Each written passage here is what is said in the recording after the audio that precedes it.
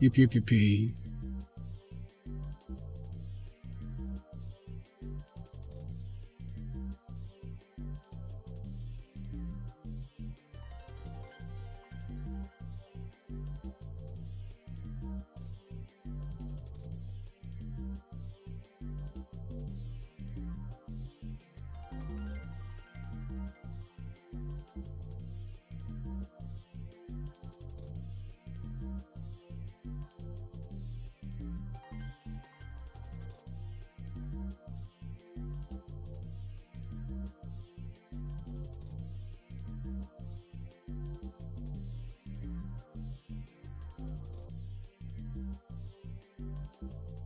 I love you. 3.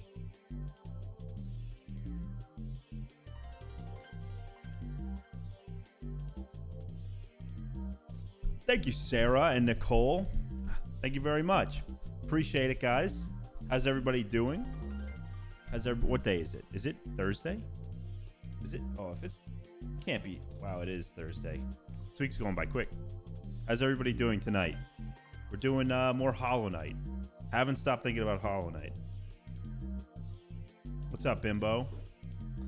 Taza, Yikaru, Ray Winners, Dub Vex, Sarah, Nicole, Me Mamba, Samunella. Yeah, more Hollow Knight. Oh, Weezer, of course we missed you. Of course we did. The Big Left Toe, what's up? Halliday Tom. Marcy McMarsface. That's a first timer. Yeah, more Hollow Knight today. Also, announcement. If you guys play on my Minecraft server, TSMP, thank you very much. Missed you, bug guy. Sosic Teriyaki, Marcy McMarsface, thank you guys. The announcement, if you play on the Minecraft server, I just upgraded it from 8 gigabytes to 12 gigabytes. So if there's a lot of you on and stuff, hopefully it's crashing less. I don't know if it updated like immediately or if there's like, they need some time. What was it? I'm losing my train of thought as I'm talking. Play on it and like let me know over the next week or two if it's running better. Glad to have you here, Marcy. Huge Papa Nuts. Oh, you were the one that posts on Reddit. Oh yeah. Well, here you are. Here you are. This is what you wanted. This is basically it. Big Left Toe, go in the Discord. Go in my Discord, and one of the mods will set you up. Oh, you gotta have subbed. That's the thing. Or somebody has to have gifted you a sub.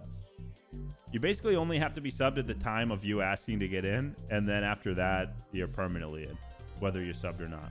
What's up, a single brick? Party of one, Carly JPEG. Well, you guys got to get on there. Well, probably the plan right now, I think, is to do a... There's no Benson spins, guys. He's bone dry. We'll probably do a spawn reset on the server to coincide with SDMP Season 2. So we'll probably move the spawn a little bit. And... but I don't want to get rid of all the builds on there. There's some good builds. That'd be a shame. Yeah. Oh yeah, we can do add them to the tally. I don't know. I need to go to Wegmans or Walmart and get some candy or something. I don't know what to get. I don't know. I don't know what I'm craving. If only I could put like Reese's Pieces in there. Burn Dairy is good. Wow. This is strong as fuck. I just made this. It's rum and Coke. But wow. I did not hold back. So we might be getting a little slippery. What's up, Ted? Yeah, have you played it? I just started, went in totally blind Monday. And like I wish I could play it like off stream. It's wicked good. I think it'll become one of my favorite games. It's like right up my alley. I like 2D platformers, and this one, it feels... Here, I'm actually going to switch the music here. How about that? You're actually the best at it? How many tries did it take you to do the Mantis people? Huh? How about that? I was locked the fuck in yesterday. Like, I was nonverbal. Thank you, Sarah. Appreciate you. The big left toe. There you go. You're in. Just like that. I don't know why I've been sleeping on Hollow Knight for so long. It really reminds me of Dark Souls 1. Just like the way you kind of keep going deeper and deeper into the world, which is very much how Dark Souls 1 starts off. You kind of just keep descending.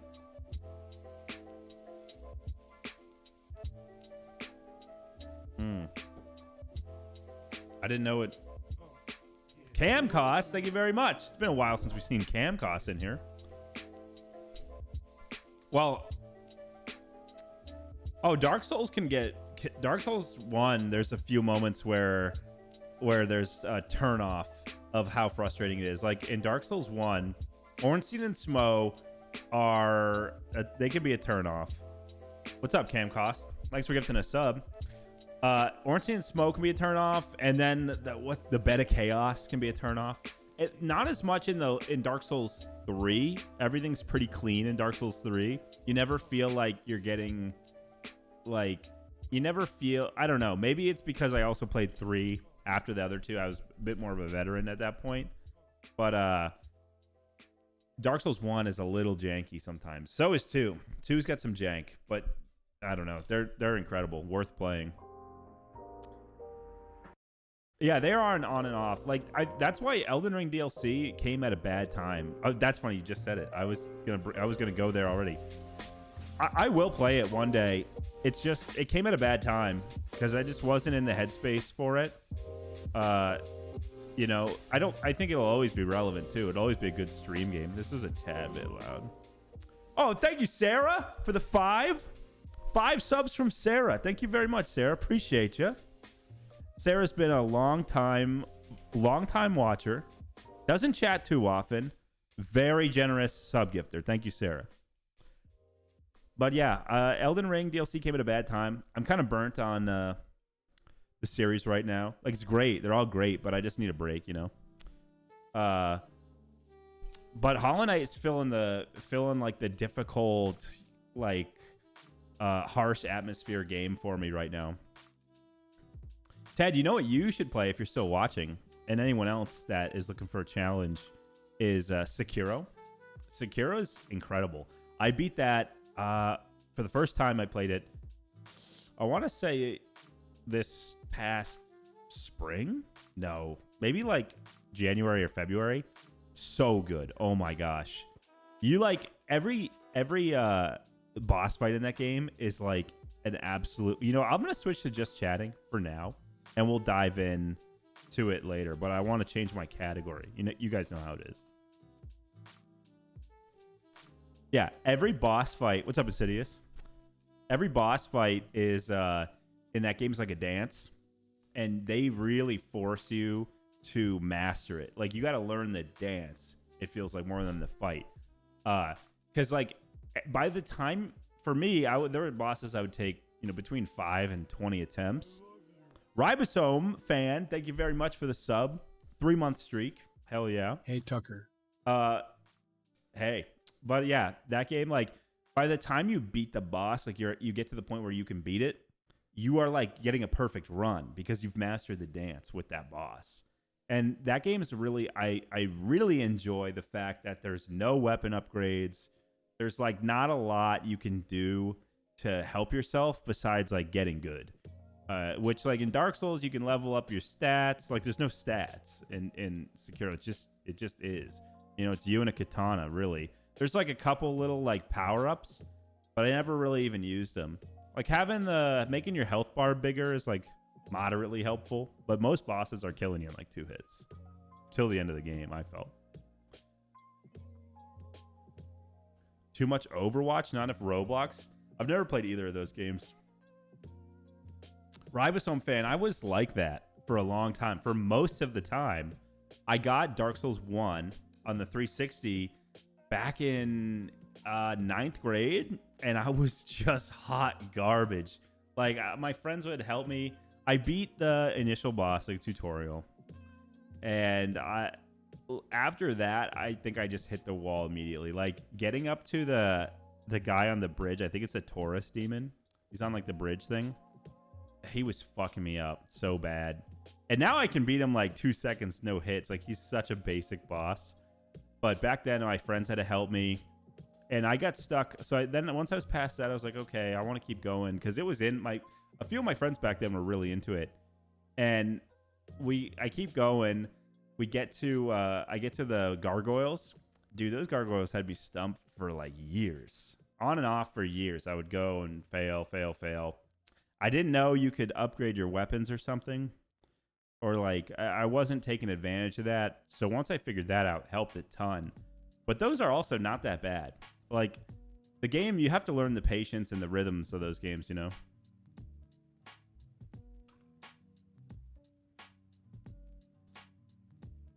Overwatch 2's going back to 6v6 instead of 5v5. Why not both? Surely they have enough players to do both. Yeah, gargoyle is a good word. What I've been hooked on, which I might have mentioned this, that Schlatt turned me on to, was OG Modern Warfare 2. I've been playing it on my Xbox One, which I think there might be a tad bit of input lag because it's emulating it. It's running it through like a sub thing, you know? But it's awesome. There's, we played last night at like 11 or midnight, and we were finding game after game, no problem. You find a couple hackers here and there. During the day, it's a little bit tougher. I was an Xbox kid, but I'm a PlayStation adult. And Nintendo's always been a constant. But yeah, I want to grab, next time I'm at my mom's place, I'm going to grab my original 360, and I want to play it natively because I think it'll run better. I'm also kind of itching to get back on the old school controller, you know?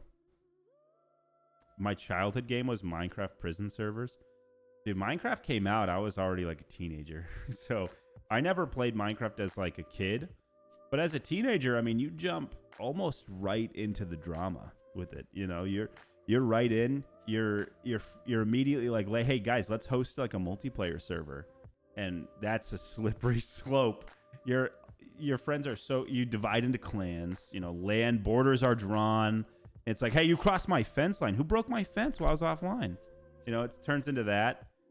Who placed this block of TNT on my property with a redstone connector that I'm going to follow it? And then you know who it is. Like, oh, it was so good. Like, funny enough, Ted and I will probably talk about this one day, a little more in depth when we're together. But there was a moment when we were 16 or something, 16, 17. We had a Minecraft server that Moses, if you guys know Moses, he was hosting it, I think.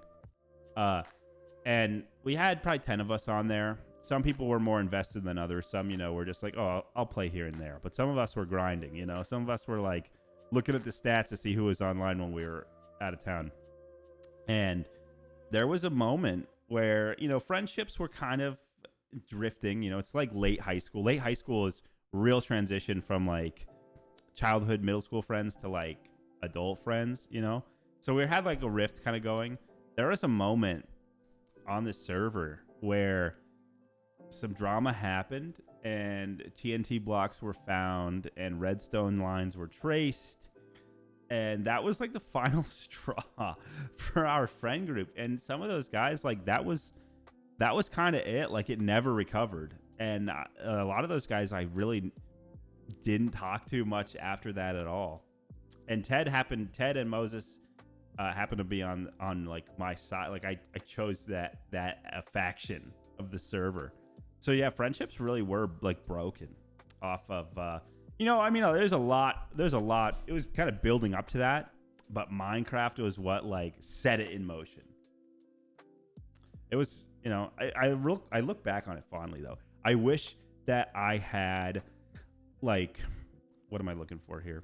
I wish I had something I could be that invested in right now that I, like you're at school and you're like looking, you're like, damn, I'm going to do this when I get home.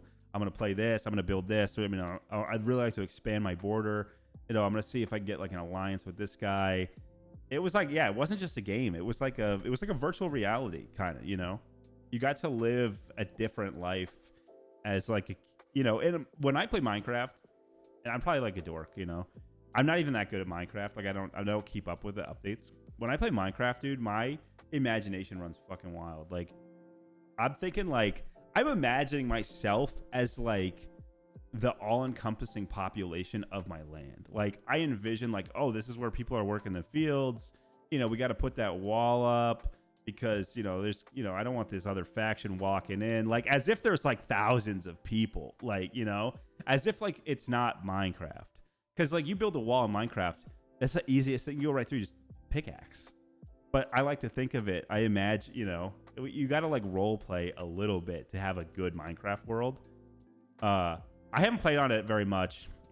I'm so busy these days. It's hard to play video games, honestly. Unless I'm playing like late night GameCube or Xbox on the couch with Emma, or I'm playing a game on stream, I don't play too much. So yeah, like I'll play like a 1 or 2 games of War Thunder, like 10 a.m., like drinking a coffee, and I'm just like going through emails and doing homework. Like I'll play like a game of War Thunder, but that's like a game of Call of Duty, you know, it's just quick. But yeah, like late night GameCube has honestly been most of my gaming lately, and that's still not that much. Oh yeah, I played it on stream a couple weeks ago. It was the last week of June. I played on it. We did like I brought people into the Discord so they could talk about the stuff they built. Because some of you guys went fucking wild. You have insane builds. A gaming episode of Chuckle Sandwich. I don't think that'll happen, but there's a potential for something like that. And Ted will probably, if Ted's here, he'll know what I'm hinting at. You guys don't know. But something like that, maybe next year, something like that could happen. Oh, DDR stream? I'm not very good at DDR. There was a time back in the day, I would say 2007 or 8, probably 8, where Guitar Hero was fucking really kicking off. Rock Band had just hit the scene. I was playing Guitar Hero 3 at a buddy's place, and we were getting we were like 10 years old. I was like 10 years old. He was like 8. So we were getting what I felt like pretty good. Like I could play on medium, which is when you use 4 of the buttons. Because there was like green, yellow, red. And then all of a sudden you go to medium difficulty or something, and you could incorporate the blue button. And then there was an orange. And the thing is, like, you're holding it right, and you've only got 4 fingers. So if you go to orange, you have to overlap a finger. But Guitar Hero during its peak, I've been thinking about picking up a copy of Guitar Hero. What's up, Tiny? I've been thinking about, and it's tastic. Got to say hi to the not mods. But I've been thinking about picking up a copy of like Guitar Hero 3 again, and an Xbox guitar, so I can play it like at night on the couch. Mario Kart Wii is very good. Probably the best Mario Kart overall. But I don't know. Lately, Double Dash has really been stealing the show for us.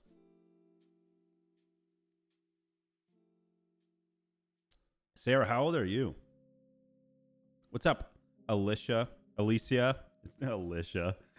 Alicia Anomalous. No. What's up, Drew Stroyer? How's it going?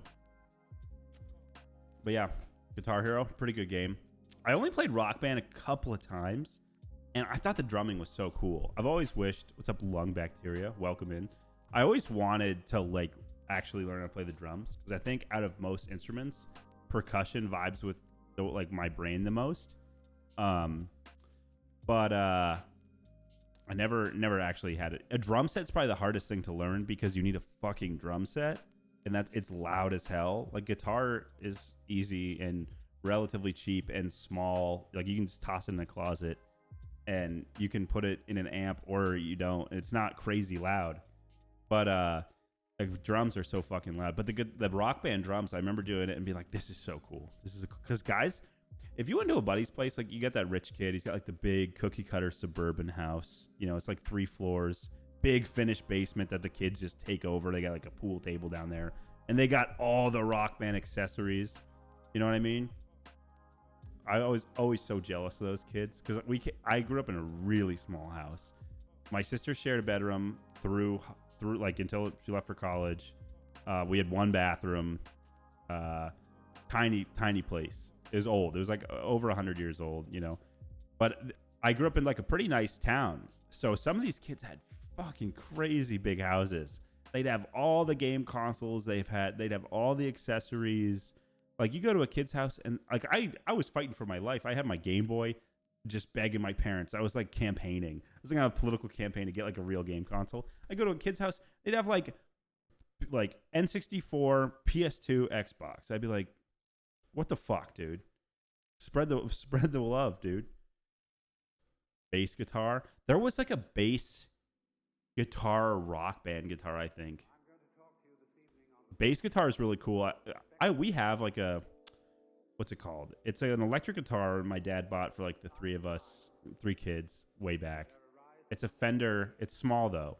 It's like a Fender. There's some like name for it. I would know it if someone said it. But none of us can figure out. Like we just do not have like a natural musical talent. I've tried a few times, but I'm just not picking it up. And but I've always thought bass guitar, man. I wish I could play. Maybe it's the black and white Fender electric guitar, but it's like Fender something. It's like a cheaper. It's like an entry level. Yeah, Squier. Yeah, the Fender Squier, which is a great little guitar for learning. But I think most people grow out of that guitar pretty quick. But we never did. We can't do very well. Yeah, I think it's a Squier.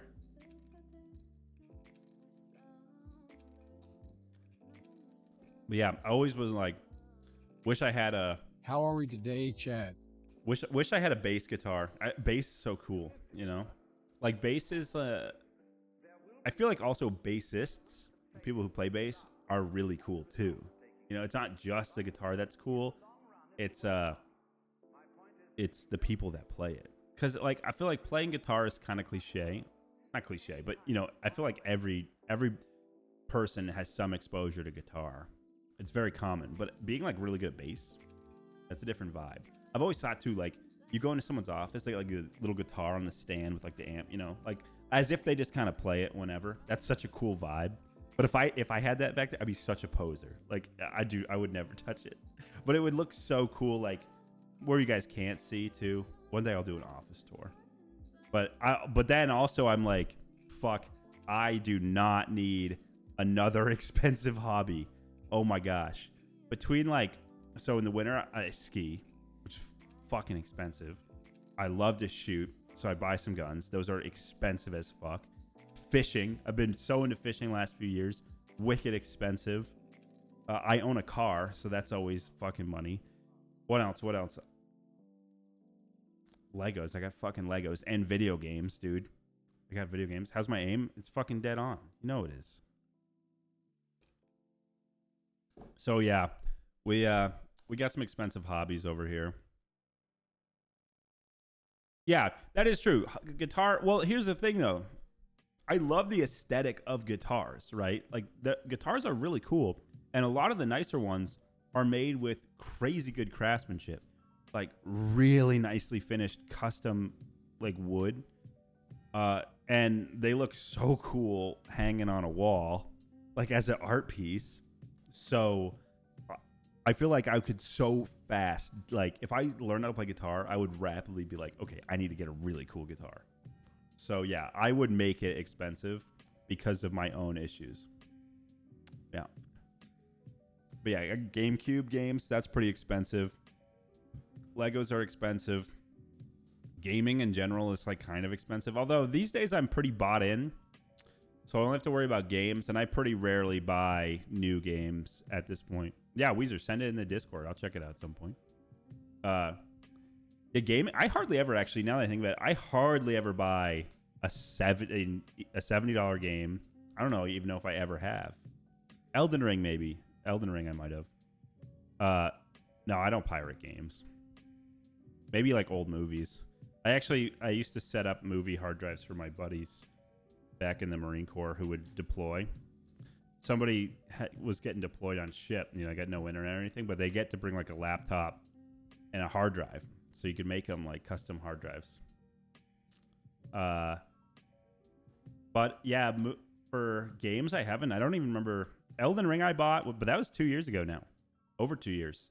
I bought some new games, but a full price one. Like I bought Metroid Prime on launch day, but that one was only $40, which is a steal.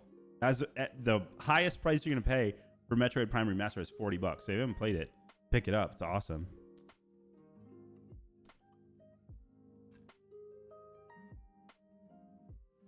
Three months to a year to get comfortable in guitar. I still think, like, you know, maybe one day I'll try it. I'll try to get into it, but it's tough to manage your time efficiently. That's my biggest struggle right now, is managing my time efficiently. Thank you, Sarah, for another one. A single brick. Congratulations. You're part of the 51 people that Sarah has blessed. Private lessons. I try to do like the YouTube lessons, but you know, it's so hard to keep up with that. But yeah, and then it's also like a time management thing. It's like making sure you read. You know, it's like I have tons of little free time, but to make time to like read, you have to like set it aside almost until it becomes a habit. In high school, I had a very good reading habit, but these days it's like a binge. I just binged Lord of the Flies. I read Lord of the Flies in like 2-3 days, but since then I still need to read like one more chapter or two more chapters of Reggie's book all about his time in Nintendo. Sarah, thank you very much again for 52 total. Sarah's going hard today, guys. Sarah's a real one. You should read Blood Meridian. That sounds kind of ominous. I need to finish Reggie's book. Maybe tomorrow I can just bang it out and be done with it, put it on the shelf. And I also need to finish Howl's Moving Castle. Because I'm like 3 chapters away from the end. Tucker is pulled a muscle in my back and at the ER. Well, you're not even speaking straight, Nivison and Co. Any tips? I also have a fucking pulled muscle in my lower back, but I'm kind of just fighting through it. You know, it's a bummer. I've been avoiding the deadlift, and I've been avoiding throwing on heavyweight on the squat. Like, I just been doing like repping a plate on the squat rack because I don't want to fuck it up. But yeah, I pulled something in my back. My buddy was like, he texted me like early June, and it was like, hey, who's in the 1,000-pound club by the end of the summer? And I was like, oh, fuck yeah, I'll do it. Which may a 1,000-pound club, for anybody who doesn't know, it's like a weightlifting thing. It means between the big 3 lifts, bench press, deadlift, squat, cumulatively, your 1 rep max is total to 1,000 pounds or more. Which it's pretty, I would say, as like somebody my size, like I comfortably sit like close to 900 when I'm feeling good. But that last 100 pounds is really fucking hard. That's the hardest 100 pounds in the thing. But he was like, anyway, he's like, who's in the 1,000-pound club? So obviously I'm like, fuck yeah, let's do it. I'll do it. Immediately hurt my back. Immediately. Like, I hadn't deadlifted in a while. I was like, fuck. I'd throw on what I was doing last time. Bad move. Bad move. So yeah, then I was like, maybe we won't do the 1,000-pound club this summer. Oh, hospitals suck. I went to the ER here. This is actually a pretty funny story. So it's like March, and I've been having this weird pain, like right in my rib here, like top left rib. And it started happening like September of last year. And I was like, man, maybe I broke a rib, cracked a rib, like dropped, bench pressing, like came down too hard or something. Or like I pulled a muscle doing dips or like something weird, and I was like, it wasn't enough pain to really go for it. So I was like, it'll heal, whatever. So I keep doing my thing. I took actually, now I'm thinking about it, I took 2 months off the gym, full stop, which is the first time I've done that in like 6 years. I took 2 months off, didn't do anything. Thanks, I don't know, Dweeb, appreciate it. And so, but then it didn't go away, didn't get any better. So eventually it got to a point where I was like, I gotta go to the hospital. So I book an appointment at the local doctor, not the hospital. I go there, they x-ray me, and they're like, your bones are fine, but it was like a nurse tech practitioner. You know, it was like this young woman. She was probably like late 20s, mid to late 20s. Someone who's trying to become a doctor, but it wasn't a doctor.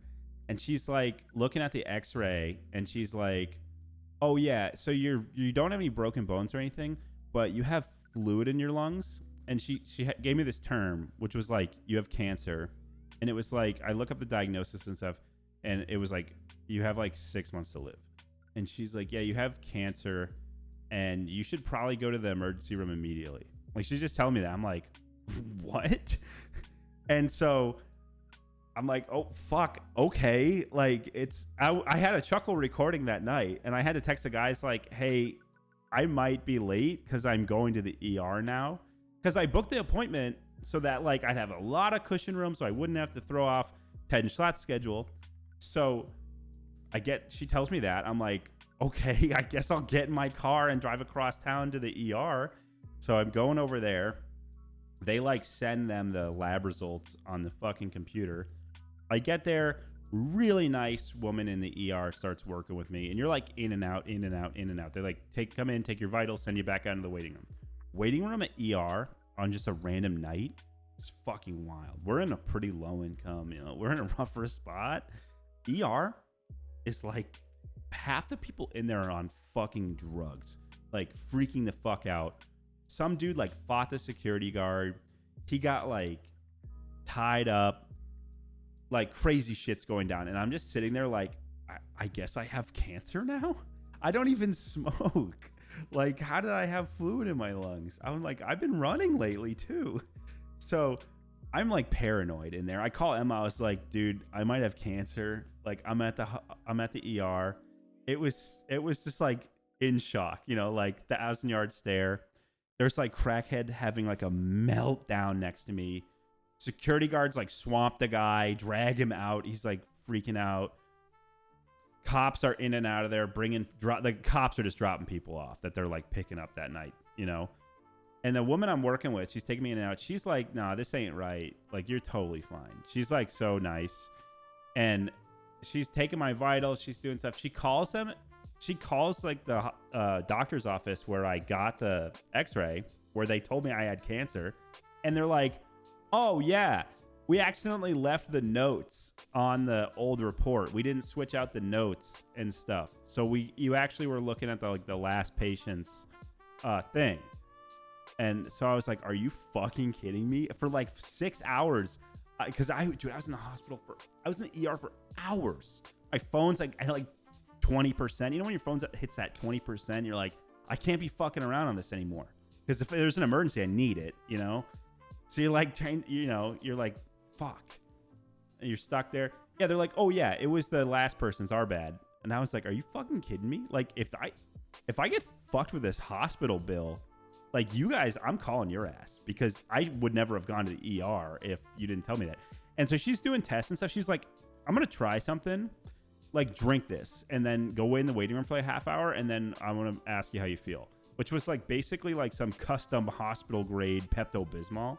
She gives it to me. I feel fantastic. I was like, this shit's awesome. I just like no pain at all after that. She's like, "Okay, you probably have something like gastrointestinal wrong with you, not like a broken bone, not a pulled muscle, and not fucking lung cancer."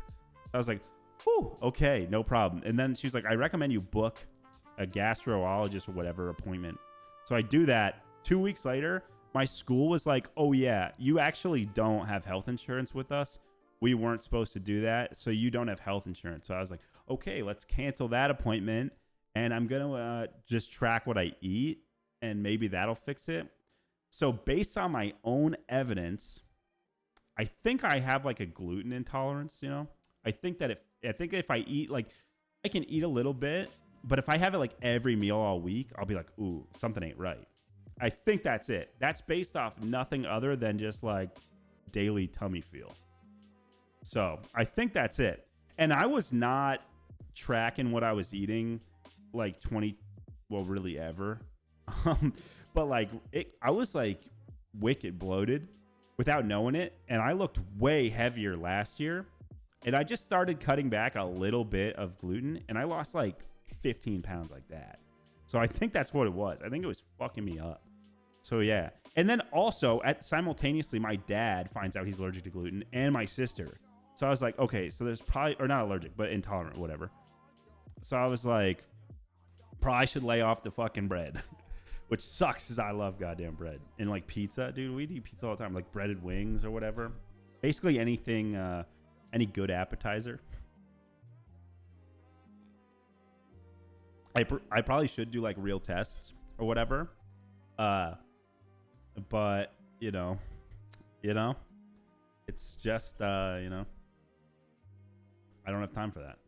And it's also kind of nice because a lot of the shit that's gluten, it's all carbs too. So it's kind of a win-win if you're trying to lose a little weight, which I think I did. I mean, I think I look a lot better than I did last year just based off figuring out that I can't eat whatever I want without having like an actual reaction to it.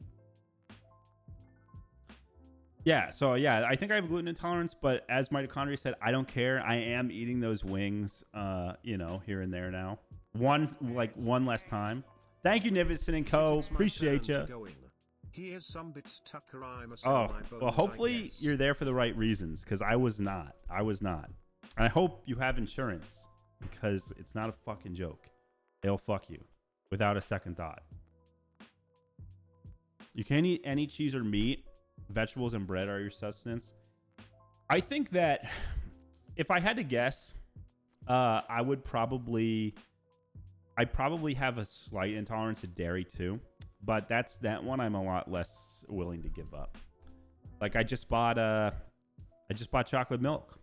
I got chocolate milk in the fridge, and I love it. I love it. And the protein powder I drink is I think it's like dairy based. And I put cheese in a lot of stuff. So yeah. Dairy, I think, is harder to give up. Yeah, chalky milk, of course. Good chocolate milk. I mean, even like mild mid chocolate milk is really good. I'm a cow milk person. I'm regularly pouring myself just a glass of regular milk. But I might be like mildly allergic to it or something because it does fuck me up, but I love it. Lactate milk? I think I did have that recently. Sarah is the man of the hour. Congratulations, Mitochondria. You're the 53rd. Sarah can't stop. Every time I think Sarah's done, she's sitting there getting ready for another. Can't stop herself. Appreciate it, Sarah. Thank you very much. The powerhouse of the cell. I really like biology. Well, actually, no. I'm going to rephrase it. I really like ecology. But biology, which like can overlap, and the stuff that overlaps I like. But so like freshman year of college, first semester I take the intro biology. It's like intro to organisms and populations. So it's all about like species and forests and like how many there should be. It's very ecology based. The second semester, so like the spring semester, was like microbiology. It's like intro to micro. So, all about the powerhouse of the cell, dude. I'm way over my head. I hated it. It felt like almost chemistry. I don't know.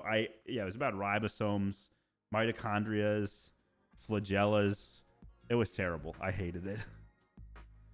Yeah, it's like cellular biology. It's fucking terrible. One of the kids in my group, because we're always doing group shit, he like loved it. He wanted to major in it. He was so good. I was like, damn, dude, how are you interested in this? A geology major. Yeah, geology can get complicated. I love eggs. So for a while, I thought eggs were the cause of the tummy feel. I was like, oh, I think I'm allergic to eggs, which I was bummed about because I like eggs. Eggs are like a really good source of protein and stuff. It's up volume. And so I would avoid eggs and stuff, but the problem didn't solve itself.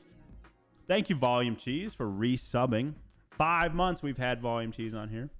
Tucker 52 Shock Tomato. Shock Tomato. That's funny. Biden says tomato. I wonder if he does in real life. So where am I going with this? Oh, yeah. So I was doing eggs, or I wasn't doing eggs, thinking it was the eggs. It wasn't the eggs. Because now I've been having hard-boiled eggs for breakfast sometimes. That's a good breakfast. They're pretty good. I never would have eaten a hard-boiled egg probably in my life. But I went to boot camp, and they would serve you like pre-made like meal in a box. A lot of times if you weren't like doing normal shit. If you were like at the rifle range or you were doing like some kind of thing where you weren't like on the main base, they would give you a boxed lunch. They call it box chow. It was, and at the first time you get one, you're like, what the fuck is this, dude? This is nasty. By the end, you love them. It's like, and it had this just a wrapped up hard boiled egg. And I came like, when I was a kid, I was pretty picky. These days I eat whatever, but the kid I was pretty picky. Never ate hard boiled eggs, you know? And I learned to love them there. They're good. They're very weird, but you throw some salt on it, take a bite, salt. Thank you, Sarah. Thank you very much. Sarah literally cannot stop, but it's part of the reason we love her. She's sponsoring tonight's episode of the Tucker podcast. I like a cold hard-boiled egg, and you salt it, you take a bite, you salt it, you take a bite, you salt it, and you're done. Usually it's like a 3-bite system. But yeah, I learned to love them there. But yeah, eggs, I don't think it's eggs because they've been working for me.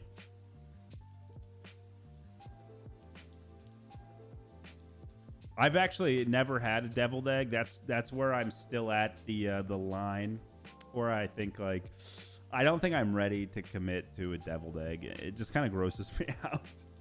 I don't know why, but I don't know. My mom loves them. Soy sauce and eggs. I never tried that. A Scotch egg. What the hell's a Scotch egg? Who Snapchat me? Clara. Maybe Clara's watching.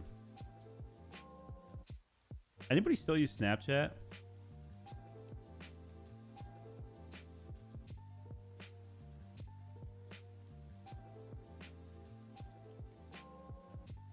Meat covered deep fried egg. Soft boiled egg covered in ground meat and fried. That sounds pretty good. That sounds like slop, but it sounds pretty good.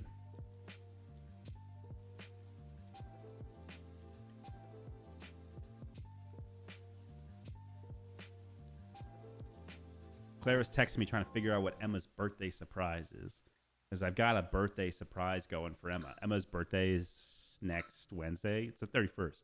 So I've been planning shit. I got big plans. Emma's been begging me to figure out what the plans are, and now her sister's texting me like, "Hey, what are the plans?" I'm like, and her sister's notoriously loose-lipped. It'll get out. So I'm like, no, sorry, I can't do anything. It's supposed to be a surprise. Emma's freaking out, so I might blow it tomorrow or the next day, because I'm also starting to get irritated listening to her freak. She wants to know so bad.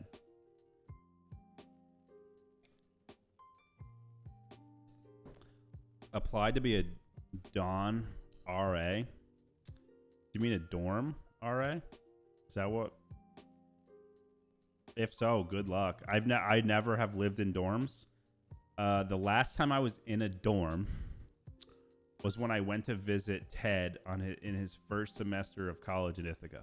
That was the last time I was ever in a dorm, I think. Dons. Okay, we're going to call them dorms here, because this is an American chat. In America, they're dorms, okay? They're dormitories. I lived in the barracks, which is basically the military equivalent. But the only time I think I've ever been in the dorms was when I visited Ted. And it was, they were kind of cool. He lived in a tower. He was like several floors up, like way up. And yeah, amazing view. 90% of your time will be going to people's rooms and saying, "Hey, I can smell the weed from my room. Can you keep that down?" Whoopsies. Thank you very much. Appreciate it. Hello, Tucker. Hello. Would you rather eat your arm or someone's arm? Definitely someone else's arm. Like, what? That's not even a question. That's the easiest would you rather I've ever seen. I'd happily eat someone else's arm over my own.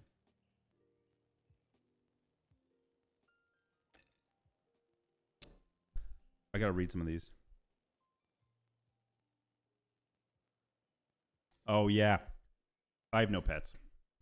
When you live in a dorm, a barracks, whatever, like communal living, in that situation, the fire alarm is going off every month.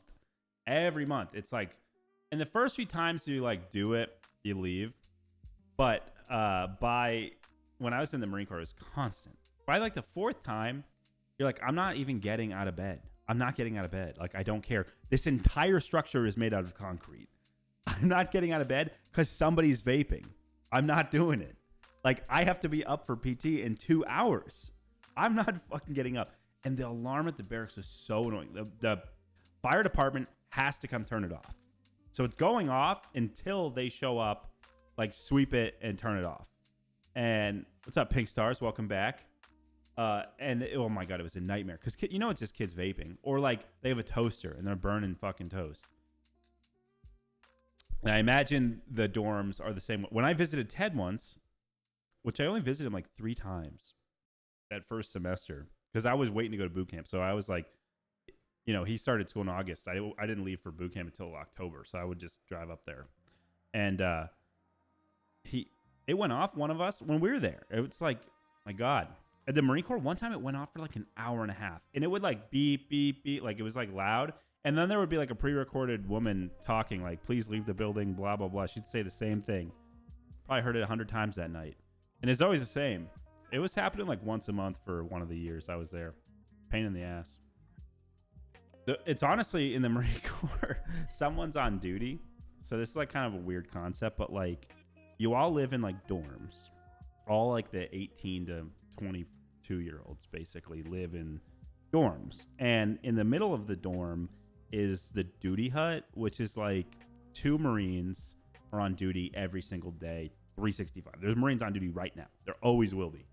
And usually one of them sitting on the desk and one is like fucking off doing whatever. And they just kind of trade and like try to fly under the radar. Just like pray you have a simple day where you don't have to actually do anything. But if the fire alarm goes off and you're on duty, unfortunately you have to deal with it if you're on duty. And you serve duty like once a month. So it was always like, man, that sucks for those guys. Because they got to fucking deal with the fire department. They have to be awake all night. They have to go do all the bullshit. So, see you later, Ribosome. Thanks for watching. Oh, yeah, we're going to do Hollow Knight tonight. I just been chatting. Do you guys want me to keep chatting? I'm happy to keep chatting. Or do you want me to switch to Hollow Knight? Oh, my God. I remember one time in high school, I was like, it was like an act of God. I had a test, vastly unprepared, or whatever. And I was like, it would be so amazing if the fire alarm would go off next period. And it did. And it was like an act. I was like, dude, I'm about to be religious. That was incredible. What are you doing after in def? What the hell? Keep chatting. I guess we'll keep chatting tonight. It's fine. It's a chatty night. I feel like if it's a chatty night, you just got to kind of embrace it, you know? And we get to listen to cool music. Yeah, I felt like a psychic. It was incredible. What's up, Mary Berry? Welcome in.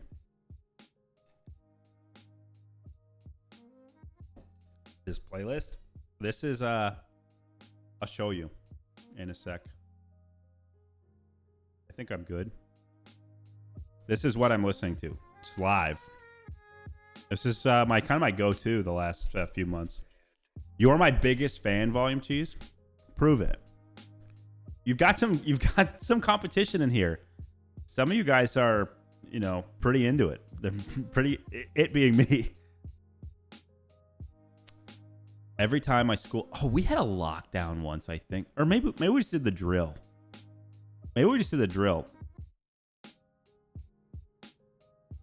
Spart did do the art, and apparently is working on like a 3D printed thing. So, you know.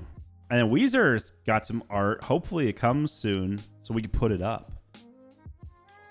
I'll probably even make an Instagram post about it. How about that? Yeah, Bimbo has been here since day one. And has like hardly ever missed a stream. Which is pretty impressive. Spart is a bit of a lurker though. Spart's not too chatty, but diehard fan. Love Hey seeing Tucker, Spart here. I've been thinking about the Air Force. Would you recommend any branch of the military? I love you, Tucker boy. Yeah, Castren 9, Air Force. Yeah, I mean, what do you want to get at? This has got to be a little bit of a back and forth. I mean, I'll just keep going. You don't actually have to reply, but it makes it easier if you do. It depends, like, what you're looking for out of it. I mean, the benefits on the back end are great. Like, I think the military gives you the most opportunity as somebody who's coming out of high school. You have the most to gain from it at that point, and like the least to lose, because you're probably single, you're probably uneducated, you're probably like directionless, so you can gain all that. If you have a family, you're like a wife, a kid, whatever, and then you join. I tried to make the U2s, but I am not skilled in clay, so I'll let you know how it turns out when I'm done. That a U2s would be pretty cool. I think U2s is of the Benson would do really well. But anyway, if you have like a big family and you want to do that, you have a lot more to lose. And the odds are you might, like, there's like 50% odds you will. MP or mechanic. Well, if you want to do mechanic in the Air Force and work on helicopters or fixed wing, you can get, that's a good place to get the skills that are always going to be transferable. There's good job security in repairing aircraft because it's not an easy job to outsource or give to robots. So could do that. Oh yeah, full screen. MP, I mean, you're gonna be like everybody's least favorite person on base, so maybe not the MP. And I don't know, I mean, if you want to go into law enforcement, sure, but otherwise, like, MPs can really make, I mean, you could be a cool MP, but if you're a cool MP, you're basically not doing your job. Because I knew some cool MPs, because the way it worked on the base I was at was, well, actually, I don't even know if I'm allowed to talk about this. Well, anyway, they would randomly search your cars at a certain different interval every day. And if you got caught, like you get searched, you don't have rights, right? So then if you get a cool MP, if you had contraband, which could be a number of things, you know, could be like ammo, guns, drugs, booze, whatever. The usual suspects. If you got a cool MP, they wouldn't care. But if you got, which means they're not doing their job. But if you got, if you got somebody who's doing their job, then you could really get fucked. So, yeah. And Bimbo got stalked by one too. Do you really want to be a stalker, you know? But yeah, I mean, yeah, I would do that mechanic job. What's got you want to do the Air Force? Although I don't need to just keep doing like military talk, you know, because it's kind of like isolating. Yeah, MPs are, I mean, hell, like go watch like any number of like Band of Brothers, like whatever.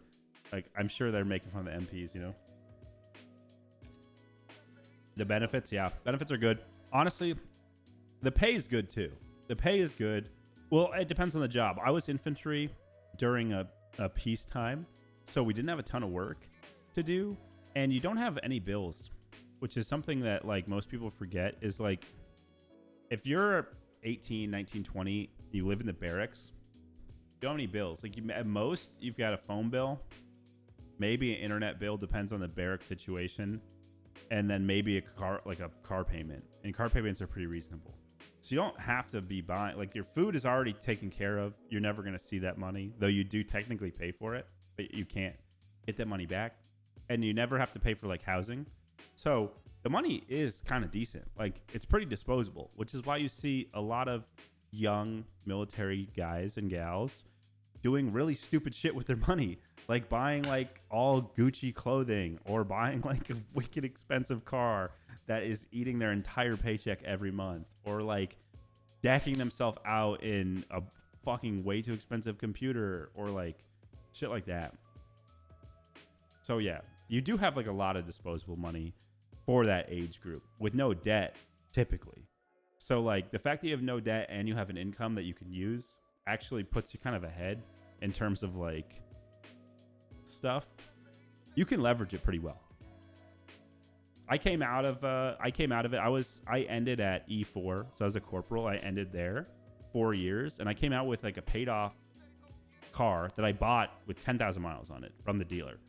And I paid it off. I came out with a savings, like ready to rock. So, and I was not getting any assistance from anyone other than just my pay. So you can make it work for you. Just be smart.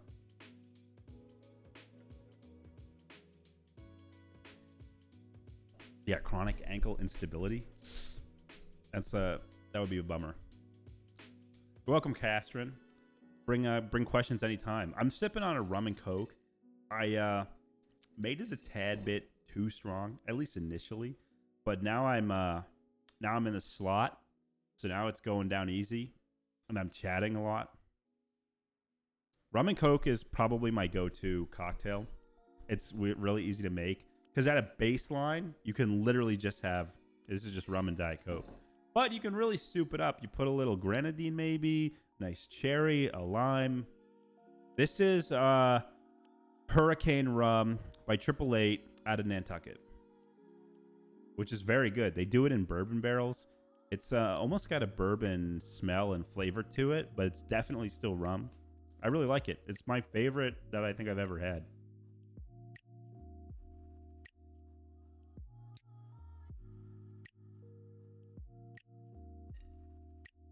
One of my ankles used to crack weird every time I would get on the treadmill. I'd have to like stop, crack it, keep going.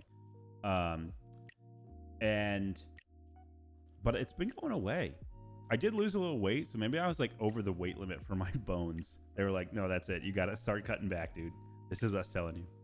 Would you rather find seeds in your meat or bones in your fruit? Bones in your fruit. Seeds in your meat is like, I don't know, that just sounds dirty or something. I just don't want my meat to be like weird, you know? I guess I found birdshot in my meat before, and that's not it's not a terribly big deal, you know? Might crack a tooth. Captain Spice Rum and Diet Coke. Yeah, that's gold right there, Soapbox. Captain and Sprite taste like cream soda. Yeah, I would do that. And vodka Sprite, maybe I'll switch to that. Yeah, as a kid, I feel like as a kid, you're living your life like 50% on like a bum ankle or something. Because as a kid, you're just doing like crazy shit. Yeah, I've had pets. Wait, hold on. Monkey spine and banana or cherry pits and steak? Cherry pits and steak. Monkey spine and banana is like horrendous.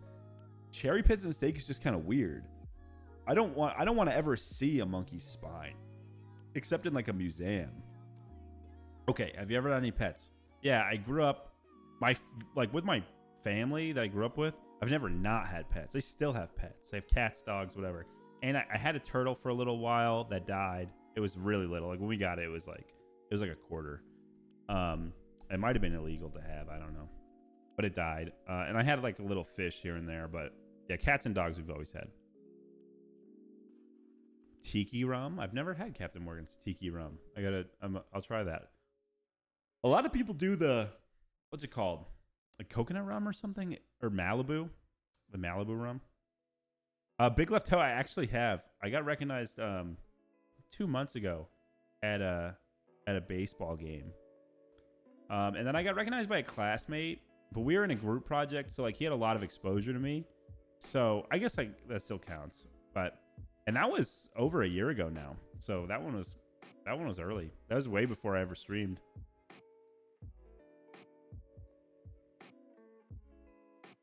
Our kneecaps don't fully develop till we're 10. I've heard that. That's why little kids are always on their knees. Like it's no big deal to be like on the floor. And then as an adult, if you're like playing on the floor, it's like, fuck, dude, this hurts. You had a giant African land snail called Gary. Now that is almost certainly illegal. There's no way, dude. That's that's destined to be an invasive species in Florida. Are you kidding me? You got a 98 on the ASVAB, but decided to go to college instead. I mean, you could still do it. You'd be surprised. If you have mobility and you could do like pull-ups, you could get in, but if not. I think I got a 91 on the ASVAB. which it's no 98, but it's still pretty good. Most people are not getting that high. And they were like, "Oh, you really want to do infantry?" I was like, "Yep," because infantry's got the lowest or the second lowest score like threshold. They're like, "You could be like a nuclear technician." It's like, no, I'd much rather shoot like machine guns than get into a gunfight, which obviously never happened. I mean, I shot a lot of guns, but never went anywhere cool. The furthest I ever went was Washington State. My ACT, and SAT. I never took the ACT. I took the SAT because my mom made me. Even though I was like, I'm going to the Marine Corps. It's not gonna matter. She was like, I want you to take it anyway. She wanted me to go to college so bad. So I took it, which was a nightmare. It took like all day. We had to drive like 30 minutes down the highway to go to like a testing facility. It took like all day. It was terrible. Yeah, I was a tow gunner, which is like basically you shoot like a couple of missiles your entire enlistment, and the rest of the time you're just a machine gunner. But yeah, I took the SAT, didn't go to college right away. And then when I applied for college in 2021, it was still COVID shit. And they were like, oh, SAT scores are, you don't have to submit it. Like you can choose not to submit it. And I was like, fuck yeah, I'll choose not to submit it because it was nothing great. And since then, it's been, just a memory. Never served me anything. Damn, Marcy's going to university for aerospace engineering. That's sick. Go work at Lockheed, dude. Community college is a way to go to start, I think. I went to community college for the first year, and I think I learned more there than I have at the big state university ever since. A big state university is so like corporate, just like get them in, get them out. You know, here's this, like you're not even interacting with the teacher in most of your classes. But community college, I was in classes with like 10 kids, and we'd go do field trips. I would go to the extra help because you actually like got shit out of it, and the teacher would they would vibe with you. They would learn who you are and how you learn. It was great. I took a bunch of math classes, biology classes, and I learned a lot. A 388, at least in college, a 388 is really good. Pink Stars, isn't that that's like almost perfect? Oh, an apprenticeship with Bay, that is pretty fucking cool. That'll take you far if you don't blow it. That's also an opportunity to blow it. Cuphead on stream? I would totally do that. Let me put that on my Steam wishlist right now, actually. That's a great idea. That's like that's so similar to what I'm playing right now, I feel like. Wait, I already own it? What the hell? This can't be true. Dude, I do own it. I'll install it right now. So now your issue is I make sure I don't play it off stream. Nuclear Wasteland or Zombie Apocalypse? Zombie Apocalypse. Because Nuclear Wasteland, like, even if you kill off or, like, everyone's chill, you still got to deal with, like, the fact that it's a nuclear wasteland. But if it's a zombie apocalypse, like, I could kill all the zombies and, like, outsmart them. And then it's just, like, the regular world. Like, I could just, like, farm and, like, do my thing. Everything would still be normal. More or less. It would just be like going back in time, but with like guns. Yeah, you could build ramps too, but I'm more of a stair guy. I feel like zombies would really easily get up ramps. Like that's actually easier. But stairs, like I feel like zombies aren't really gonna figure out stairs. Cuphead's ready to play. That was the fastest download ever.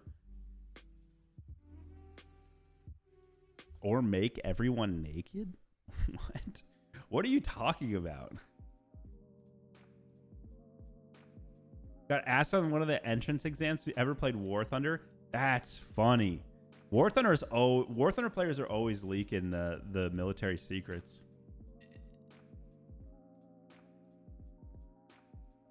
Fallout London's like a mod though, isn't it? It's not like an authentic thing. Glass and mirrors. Dude, I would just kill them.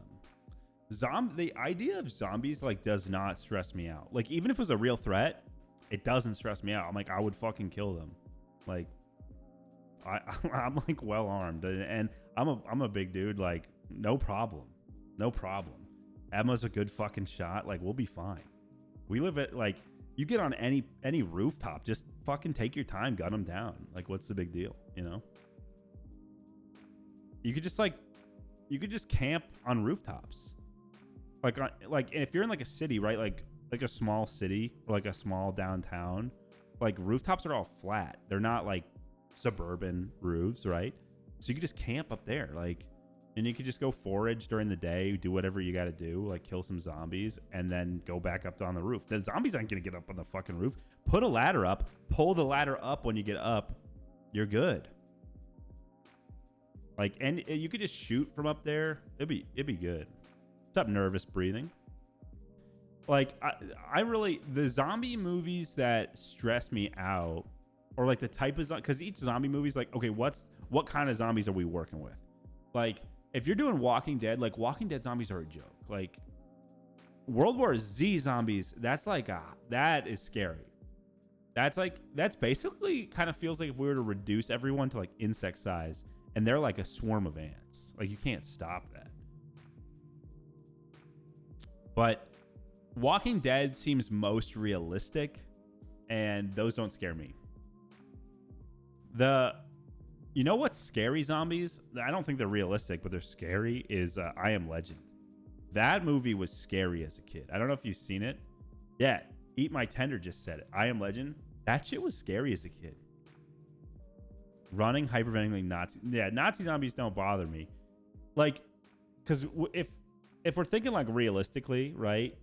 Last of Us zombies are scary, but I think that they would be easy to kill. And the thing with zombies that is always like not shown is like they would decompose so fast. Like Walking Dead, right? It's like years into the apocalypse. Like the show has been on for like 10 years, right? And like at least 10 years has passed in the show. It's like, and they're in the Georgia swamps and shit. Like these things wouldn't last 2 months. The mosquitoes, the bugs, the fucking rats, like they would just, you know, it would, yeah, that's a good like lunchtime YouTube, what's it called? Like a video essay. That's a good video essay at lunch. Because at lunchtime's the best time to watch a video essay. Me and my friend Tippets, we lived together. We would, we'd come home from lunch in the Marine Corps. We get like the takeout and we go sit in our room. And it was like, nobody's eating anything until there's a fucking YouTube video on. Like don't even open that bag until we get a good YouTube video on the TV. It was like a ritual. Cooking vids? Who the heck? Is one of you named Ava? And did you just request to message me on Instagram? Because I don't think I'm going to accept it. But what if it's an Ava I know? You know, that's the risk.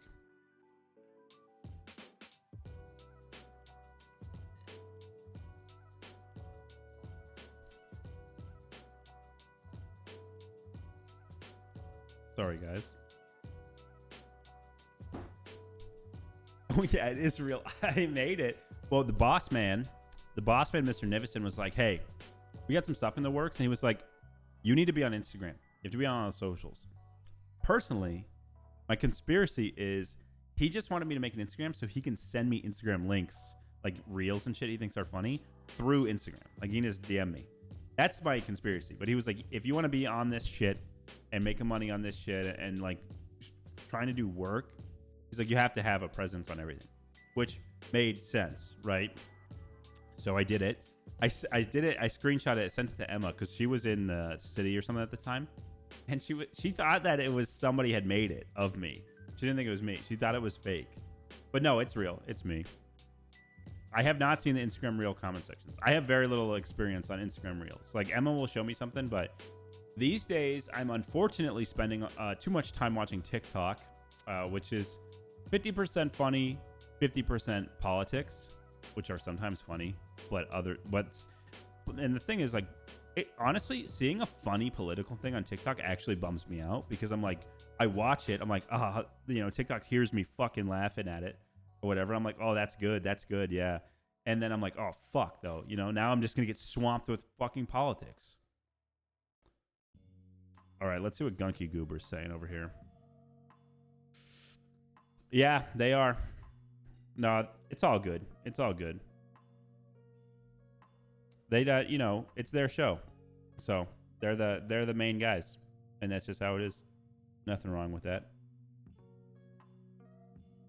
Reels are slop.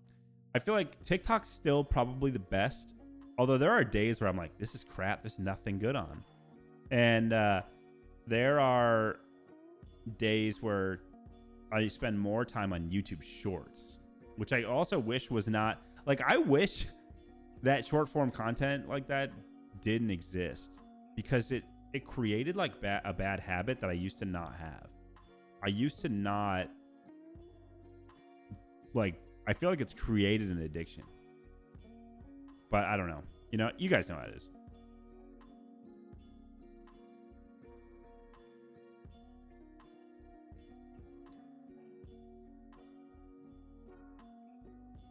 Damn, who? Mary McMar's face. Your message was big, and I was like, I started reading it. I had to scroll up because I gotta. If you aren't going to come out of school making a fuckload of money, then you gotta like reevaluate everything right now, because $40K for 1 year is too much. So like, do the fucking math, and if your degree isn't gonna like get you good ass job, like a really fucking good ass job, then you got to reevaluate and like change some shit, because that's too much money. You're gonna screw yourself. You're gonna be like every other person on the internet who's like, I have too many loans. Like that'll be you. So there's your PSA. Dude, make sure you're on the right track. I just had to say something about that.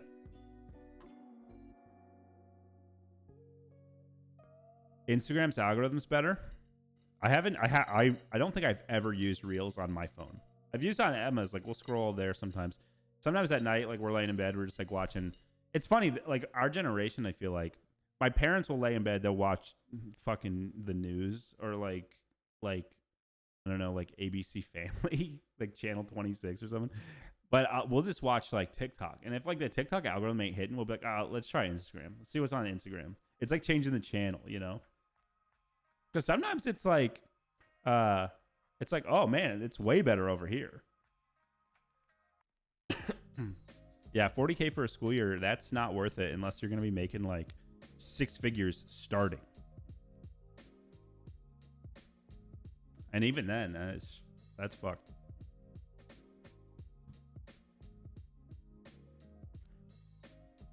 Even 70K as the starting median is still, you're going to be looking at minimum 120K debt. That's look what everybody in America our age is bitching about right now and apply it, because it'll probably save your ass. 90% of my YouTube shorts is gun stuff. Yeah, I'll have days like that. I'll have the gun algorithm will hit pretty hard, but YouTube's always trying to fucking get rid of them. But that's a tough one. There's a lot of gun tubers out there these days. Most of them I honestly do not like. I like a simple. I'm not going to start shitting on who I do and who I don't want to throw too much shade, but there's a lot of them I don't like. Alex and a Pharaoh, what's up? Welcome back.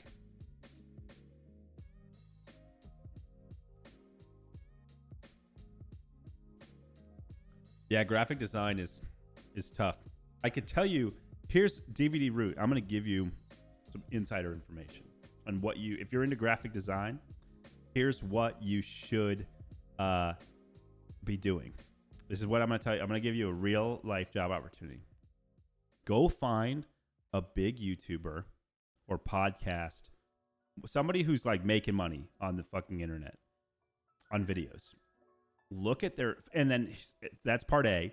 B is find somebody who's making big money on YouTube, but their thumbnails suck, right? Like try to get some data and see like who needs a thumbnail artist and make them a couple of thumbnails from like previous videos and show them, like reach out on a business thing.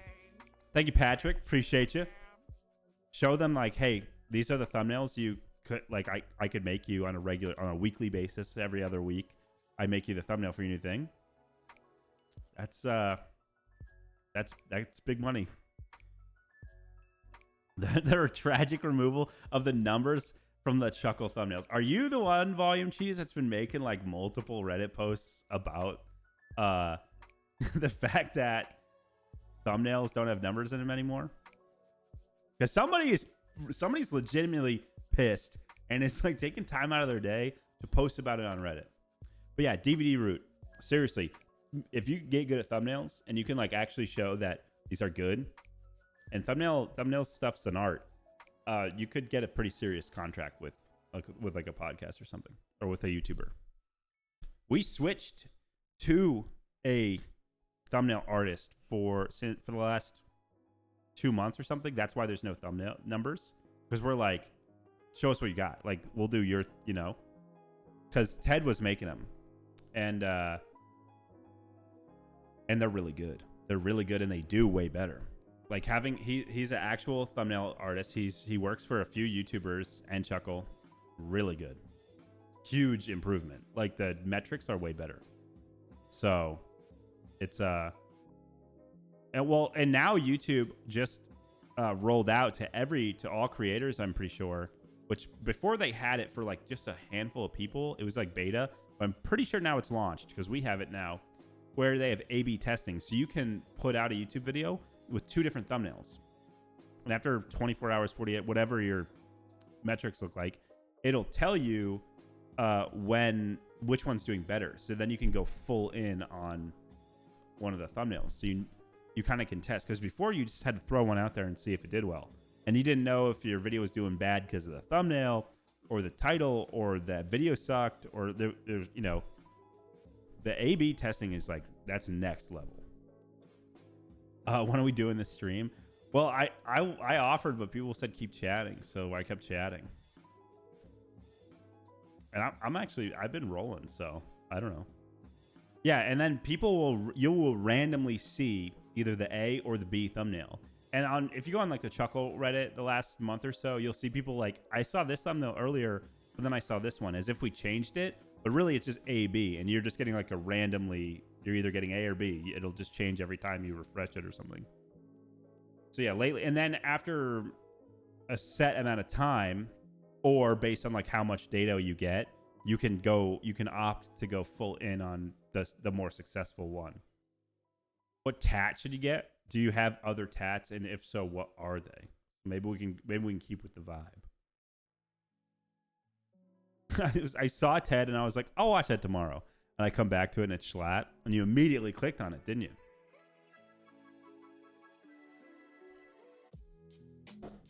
Yeah, I'm still in on Chuckle as the producer, but it's the role kind of ebbs and flows with the vibe of the podcast. Some weeks I'm busier than others. Some episodes I'm busier than others.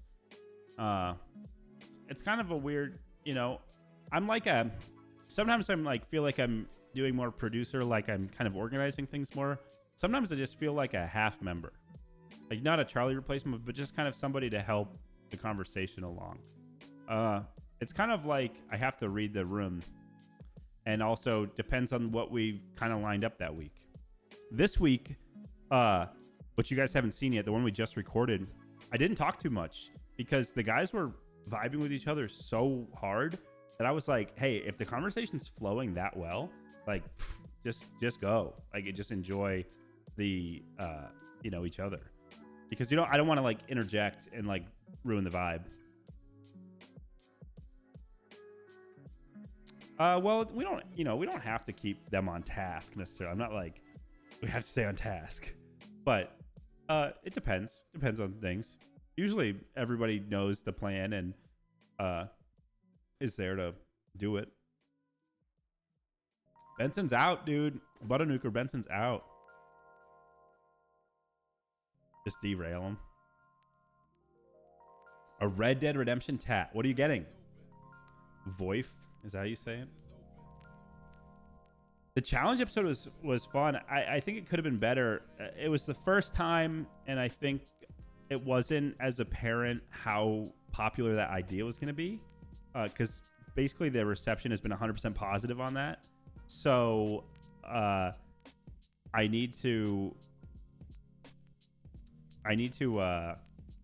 do another episode like that. Sorry, I like totally lost my train of thought. Sometimes I'm like talking, I read something, and it just like I freeze. But yeah, I want to do another challenge episode, but I was waiting. I'm kind of waiting till like people forget, so then it's like a surprise. Because sometimes like in the past we've leaned too hard into a new idea that did well, and then I feel like we kind of burned that idea out. But probably soon. I also need to think of because they got to be separate challenges, and they both have to be like organic enough to work and be funny. They can't be too outlandish, because then one of them will probably be like, okay, what's going on here? 12 to 56 hours on hold with doctors. I enjoy the new thing on hold where companies will be like, hey, we can call you back when you're ready. And so far, I've had pretty good luck with that. Yeah, no, it would be good again, because they're going to be more likely to notice. And they didn't know the first time that they each had challenges. Like, since it was the first time, I didn't tell them about each other's challenges, so they just thought that they were doing something. They weren't also thinking like, oh, they probably have a challenge. So I think the way I'll do it is I'll probably give just one of them a challenge next time. Like like for an episode of Just Be Ted, like, Ted, you got to get whatever done. Because if I give them both at the same time, they're also gonna be thinking like, oh, he probably has a challenge too.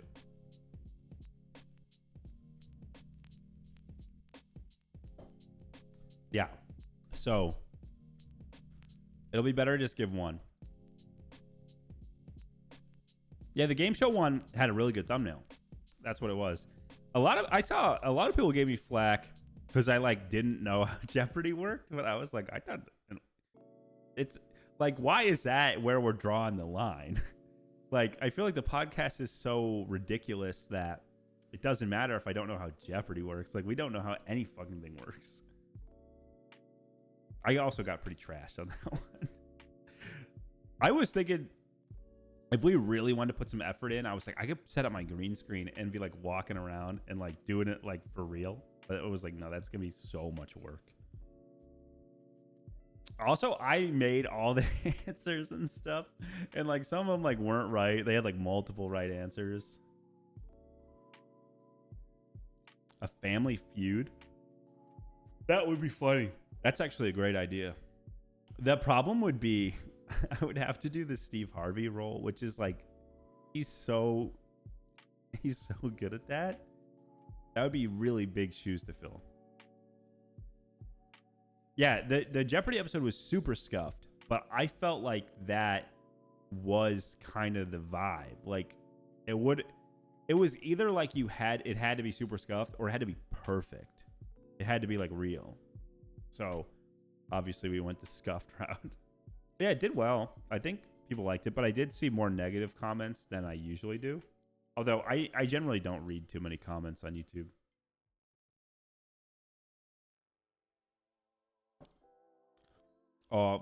Carter Knight.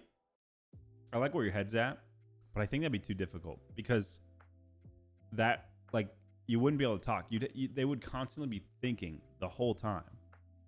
I think that's too hard. But I do have to think of another challenge and put it in. We're getting to the point where it's been enough time to where I could throw a new one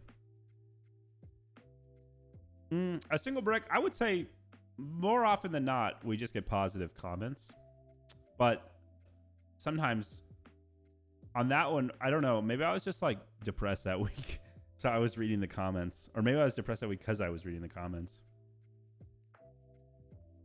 Cards Against Humanity. I'm pretty burnt out on Cards Against Humanity. I have a bit of a bone to pick with Cards Against Humanity. I feel like it's overstayed its welcome. in our culture, because it's basically just like, oh, who can say the most ridiculous thing, but it's already said. So it's like, I don't know. There was a Marine Corps version, which was actually really, really well made, which I liked. I don't know who had it, but it was like, oh, yeah, this is kind of fun. But yeah, it's like the epitome of millennial humor. Apples to Apples, I remember playing for the first time in 6th grade and being like, oh, this game's badass. I love this game. But like, if you played it again, I feel like that Apples to Apples Cards Against Humanity, it's best the first time you play it. Like, it's just it's like a one and done. You play it once, you're like, wow, that was really fun, but it'll never be that fun again.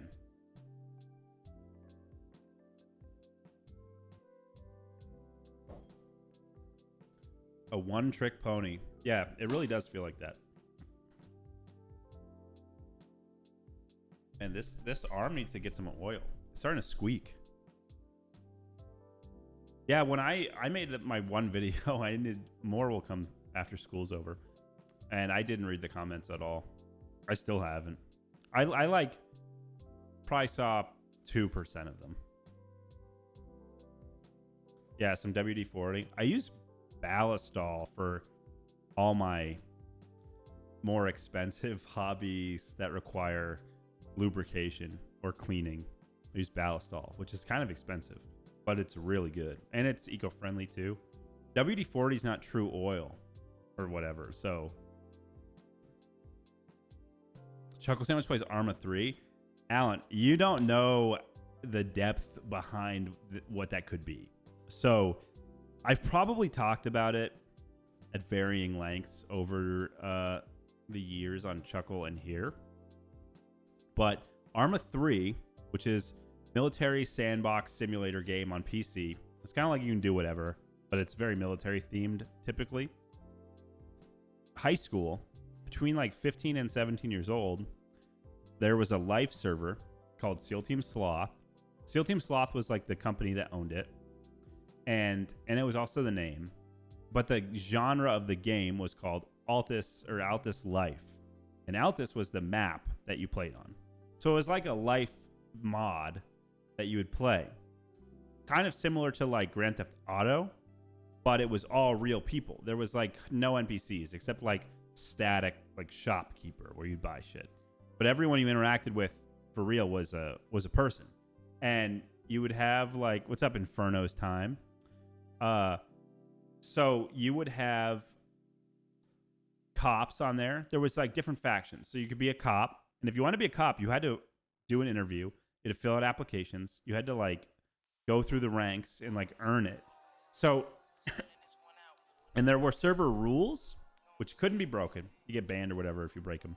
And there were server laws, like the laws of the land, which are meant to be broken, you know? That's why there's cops. But the cops, the reason the server was so fun was because the cops took it seriously.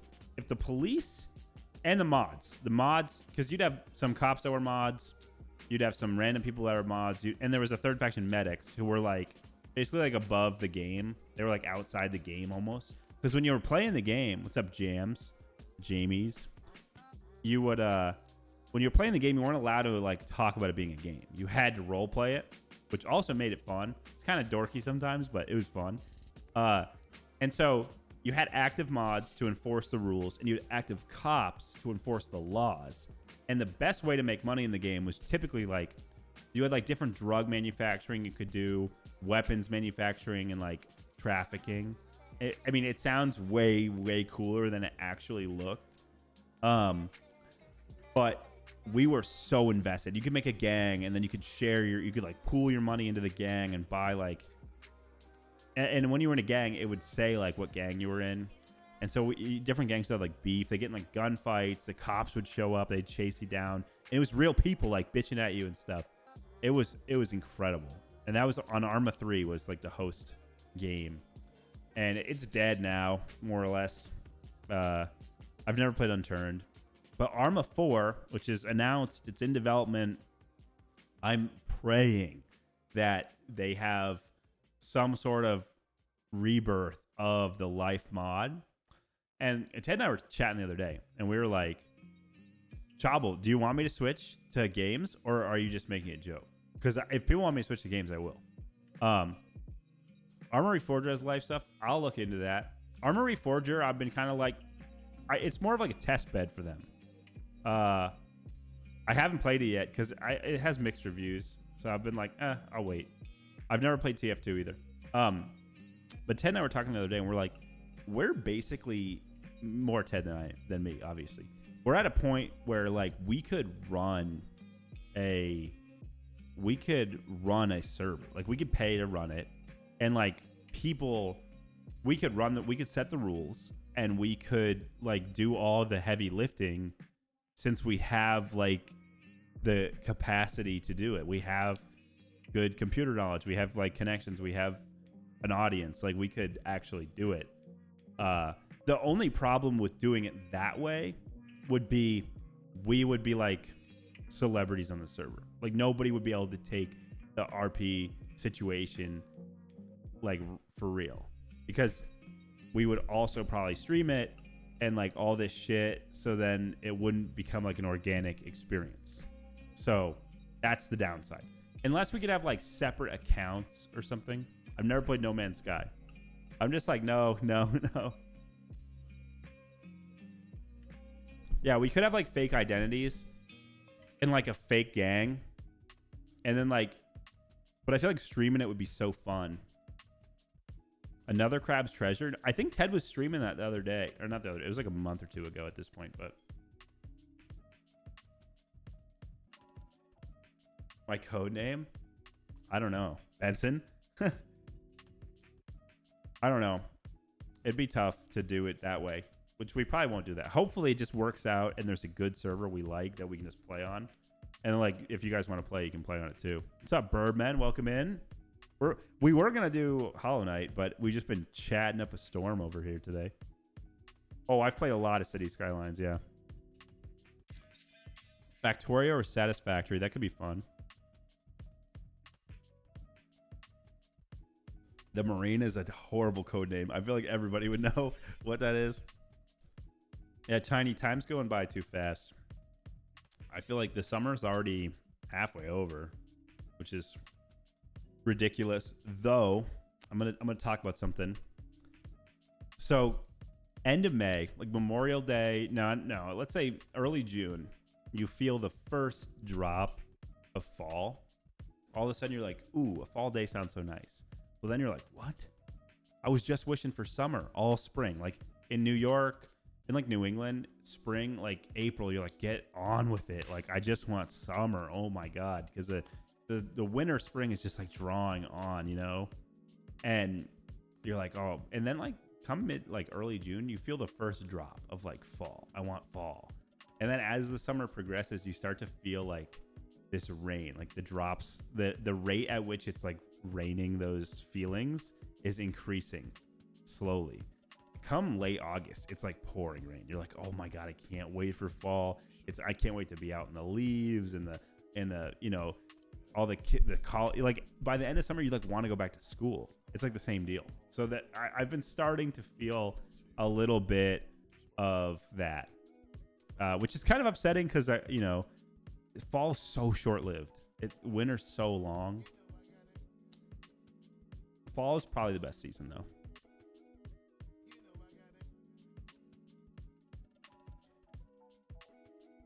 Yeah, Alexander, my AC, I think it's working right now. I turned it on at like 4 or 5 o'clock, and because it hasn't been working. It's been like on and off, mostly off, for most of the summer. Yeah, I love fall. Post like January, I hate winter. December, January, I like, but then I'm like, February is like, okay. Come March, dude, I'm pissed. We're drinking a rum and Coke. We're getting through it. You don't get to see snow. It has been, the last several years have been pretty light on the snow. Am I a bike skier? No. Do you mean those people on like a mountain who are going down like a bike with skis on it? Because that shit looks like the quickest way to like a broken arm. Yeah, snow's been Snow has been shitty the last few years. I'm hoping it kind of shifts because like it has been warmer lately than usual, but weather usually does come in like 5 to 10 year like highs and lows, like temperatures and precipitation. So I'm hoping we shift back into like colder, wetter winters. Because I just bought new skis last year, and that is not a cheap endeavor. Desert tortoise meat. No, I don't think that's allowed, Patrick. I'm almost certain that's not allowed. I have seen desert tortoises in the wild. Yeah, last year we got like an inch or two here and there, but we never got like a good foot plus storm. I would go to Jackson Hole if it wasn't on the other side of the country. No, I got a deal. Last year I only skied like 2 or 3 times. I think I did 2 trips, 3 days maybe, which was great because I hadn't skied in years. But I'm hoping, and I hope we get some cold winters. Like everyone, people don't like the cold, but it's good to have cold. It helps keep the ecosystem in check. A lot of the invasive species that hit the northern, really everywhere, die back. White man sport. Yeah, it's true. It's true. Thank you, Sarah. Appreciate you. Thought you had finally given up. You had to get another one in there. 55 to low Lawson. Ha. Sarah.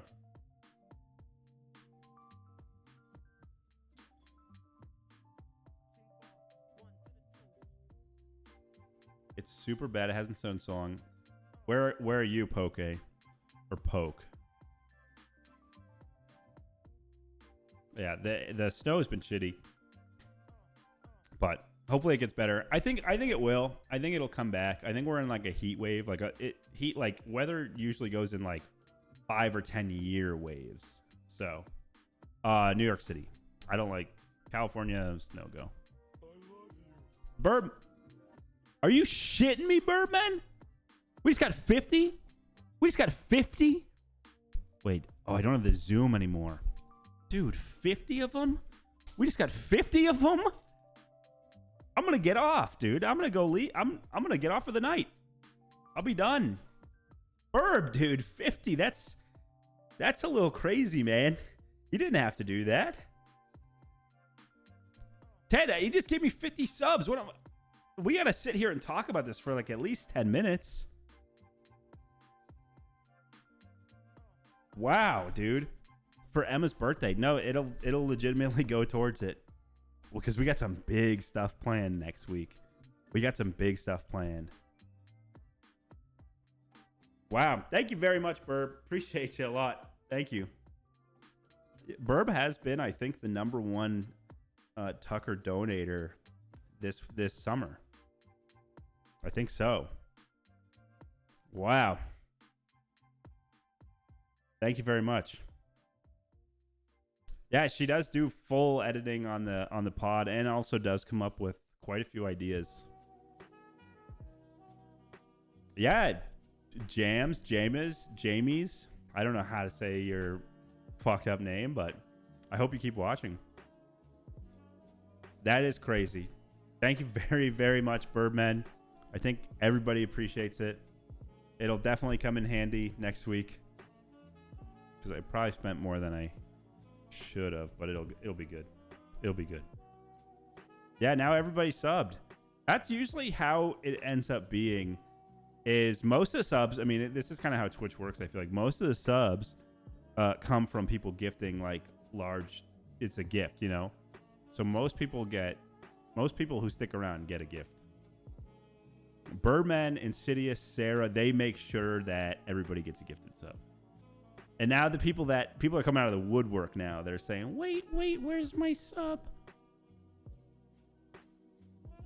Oh, Alan, I remember in 2022, we got like a 1.5 feet of snow mid-April. It sucked. It was like my breaking point that winter. Well, Golden Girl, it is Hollow Knight, but I started chatting. We've been yapping away. And people were like, just keep chatting. Because I've been multiple times. I said, "Do you want me to play Hollow Knight?" And people say, "No, keep chatting." So that's where we're at.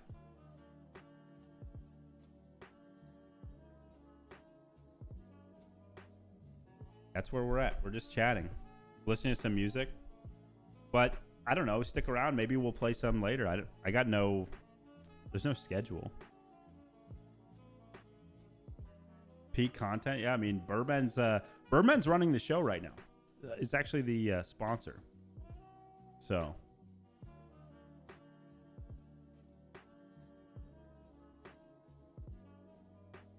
I don't know if you guys can see the same stream chat I see, but Birdman, it's 71. Birdman's leading like crazy.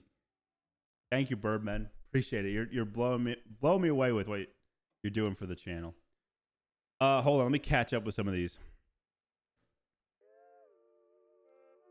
My favorite episode of Chuckle Sandwich, probably the Sark episode, because of how like wholesome it was. Like it was so authentic. But also maybe it's hard for me to pick like one. Notable ones I love doing like all the ones with just Ted and Schlatt. Like those are fun for me to do.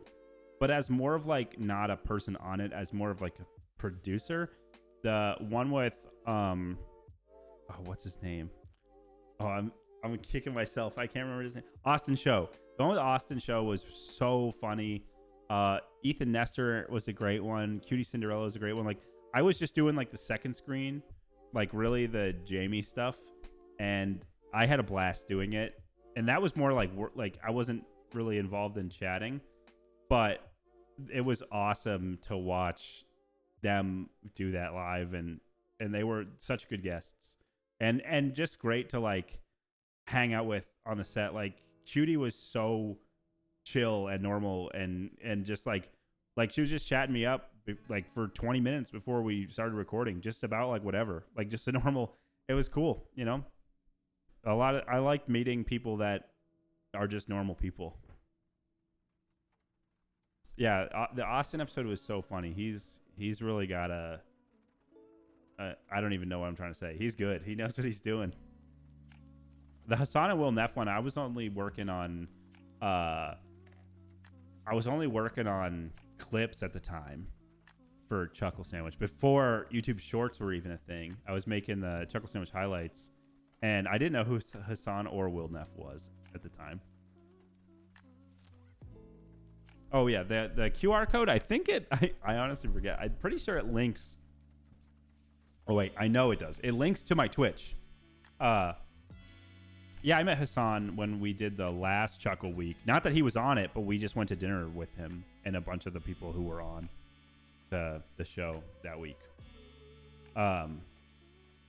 Which he's a nice guy. I was thoroughly impressed. Oh, Five Guys. I haven't had Five Guys in a while. Yeah, this links to the channel. It was kind of like an early stream joke where I was like, I'm going to put this on so hopefully people who watch Chuckle will scan it. I don't think it scans that well, but it's kind of more funny. Hassan, yeah, he runs a very political show, but that, I mean, it is what it is, you know. I try to not do politics on my stuff. Not that Hassan and I are even comparable. He's like 1,000 times the size of my channel. But I feel like I'd rather build not doing that because it's kind of alienating or it's hard to. I'm also such a independent like voter or whatever you want to call it that I'm like, I don't know, I kind of can't stand it. And I feel like people these days, everyone is like just getting swamped with politics, that it's better to not have better to have a spot where you can get away from it.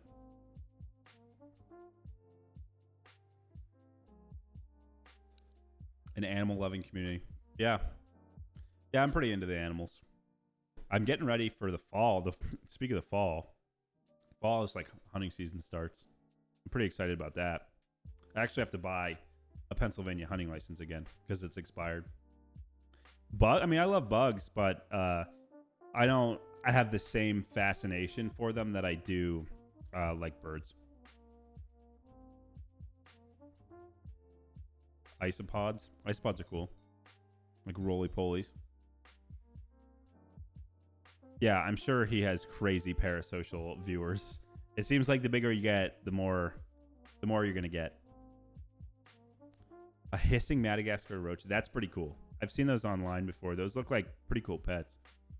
My favorite bird / animal on my wall. Well, it's hard to pick a favorite, you know. I say this like 5 times a stream. I'm really terrible at picking favorites. But we're going to nominate the Eastern Screech Owl in the red variant because I saw one this summer. So that'll be the new one. The Alveus Sanctuary. I have no idea what that is.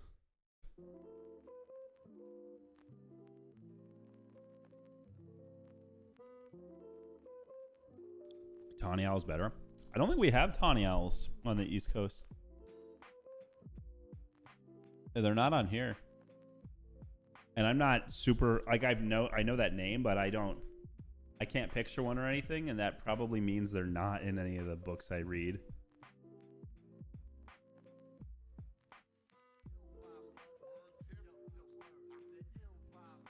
Chobble, I don't know. Birdmen just dropped a fucking 50 pack. The Philippines eagle. Isn't that? I feel like that. There's one. The harpy?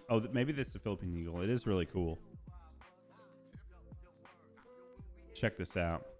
I'll show you guys. This is what we're looking at. Pretty cool.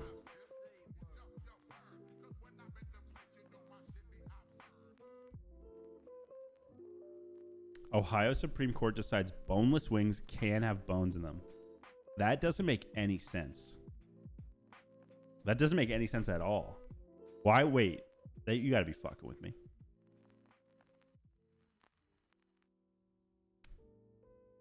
Bro, I like push Nintendo's products for them.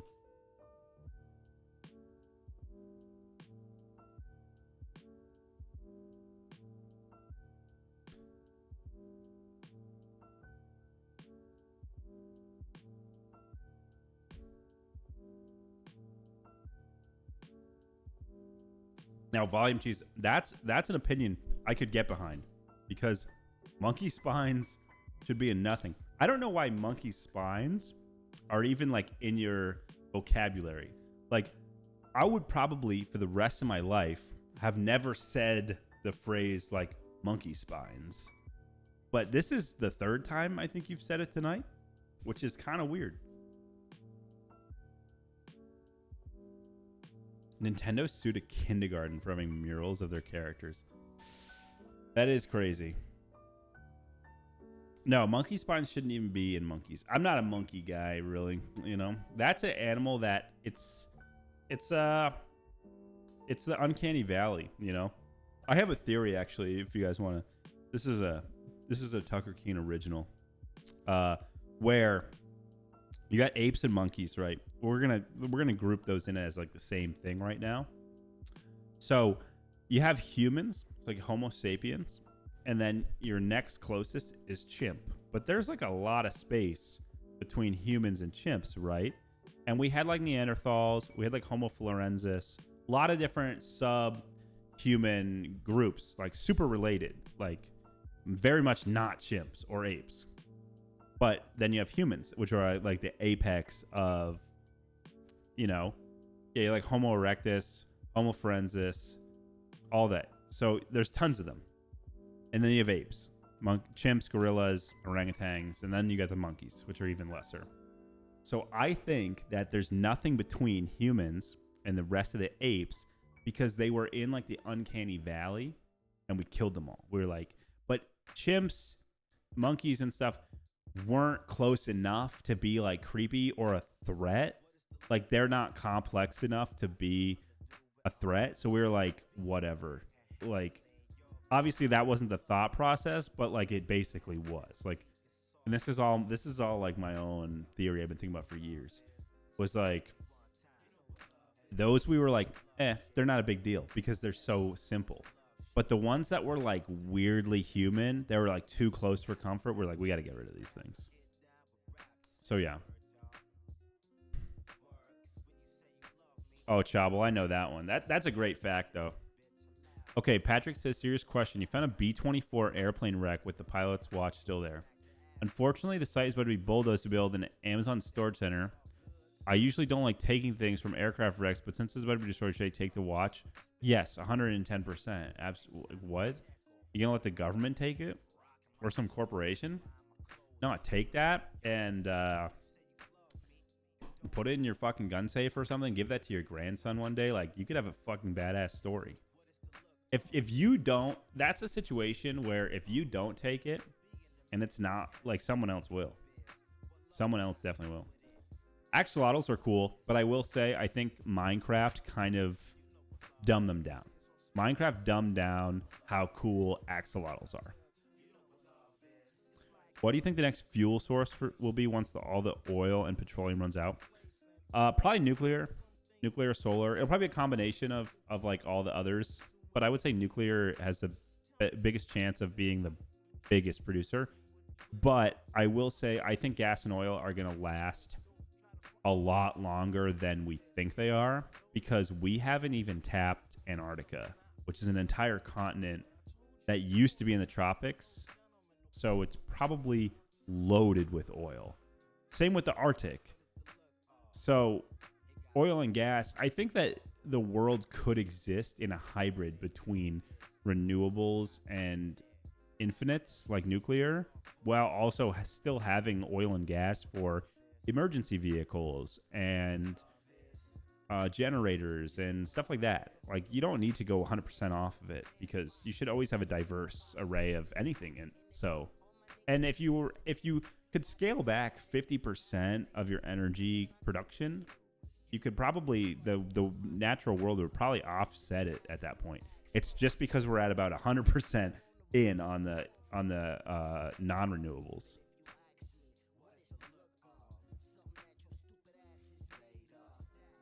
You won't have a need for it as far as like a grid, I don't think.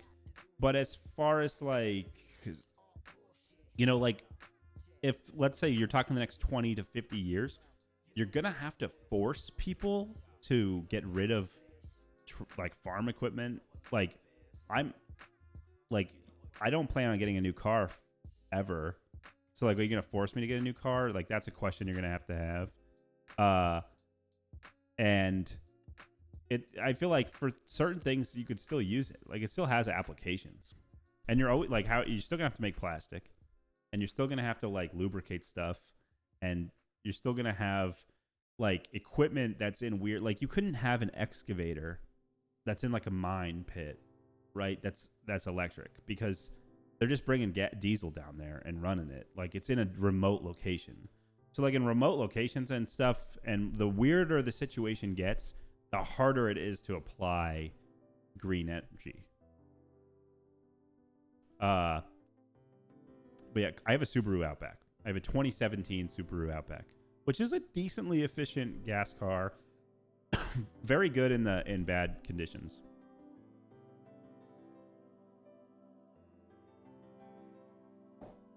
Patrick, the vibe I get from you, from our parasocial relationship, is that you are into the history and you respect it, and you are somebody that would pass down like the story, and like, you know, you're not somebody who's looking to sell it, abuse it, whatever.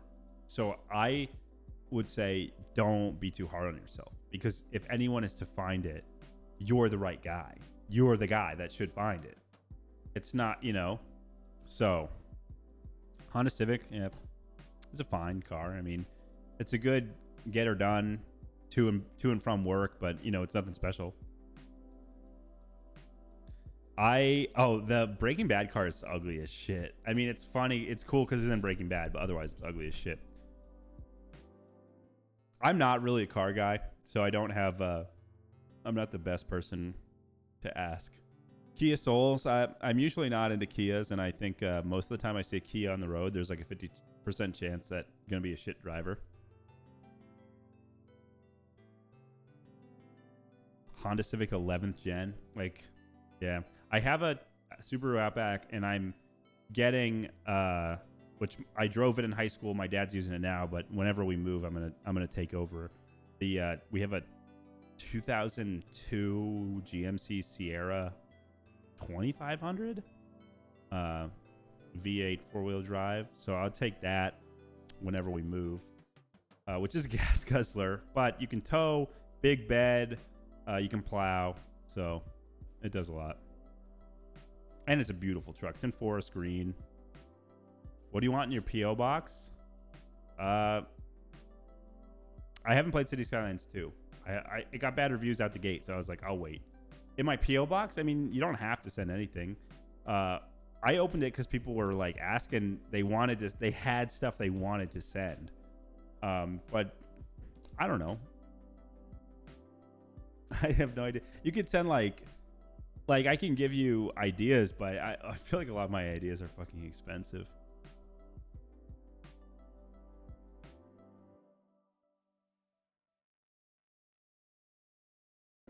I just got my brakes done on my car. I got my fronts done. My front brakes done recently. Because my backs I got done like 2 years ago. A piece of the plane? Okay. Sure. I had to get a new car battery recently too. Well, it was like 2 years ago. But that's kind of recent in terms of the life of a car.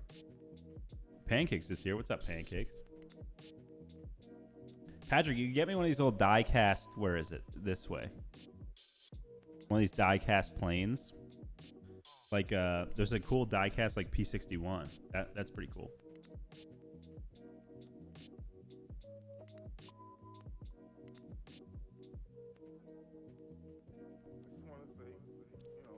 Or just like a cool little like knob or a gauge or something. If you're really into this plane idea.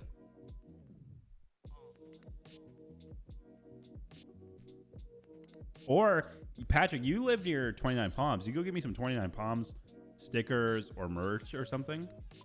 Oh, that'd be sick. I put it on my safe.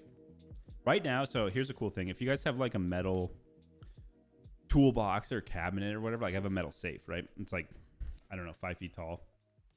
I like having, like, if you come across a lot of cool stickers, right? And I have magnet paper, which is sticky on one side. So you put the sticker on it and then you just cut it out. Turns your sticker into a magnet. That way you can rearrange it and they're not permanent. Like you can, you know, if you have like some D tier stickers on there, they're not permanent. You can get rid of them. So I've been doing that. And I got some cool ones on there. I don't really know if I could share it, but that's what I'm into right now. So if you guys have like cool stickers, like a Benson sticker or like even like a Twitch sticker, I would turn it. I turn all my stickers into magnets, and I put them on my safe, which is totally metal. But yeah, like your fridge, yeah, bumper stickers, like any kind of stickers, I turn them into magnets now. Sometimes not even sticker, like Skyline Chili. We took home just a cup from the restaurant, like a paper cup, and I cut out the logo, which was an oval, put it on the magnet paper, which is sticky, and just turn it into a magnet because it's a cool way to get like custom magnets.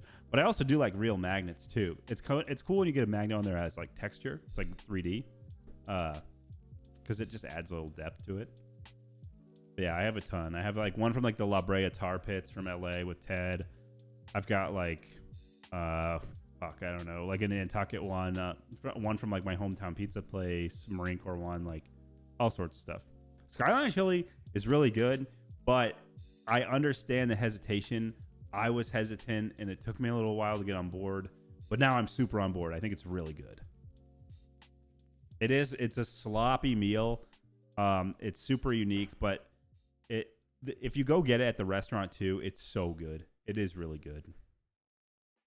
La Brea Tar Pits, if you guys are in Southern California or nearby, and you want to spend like an afternoon or a morning, like good 3 hours is probably the most you'd spend there.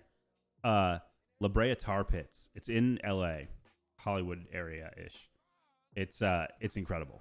It's like a Ice Age museum because there's these naturally occurring pits of tar, and animals would get stuck in them and then perfectly preserved. So they get stuck in them and die, but they'd be perfectly preserved. So they found like thousands and thousands of like dire wolves, woolly mammoths, ground sloths, whatever, in these pits.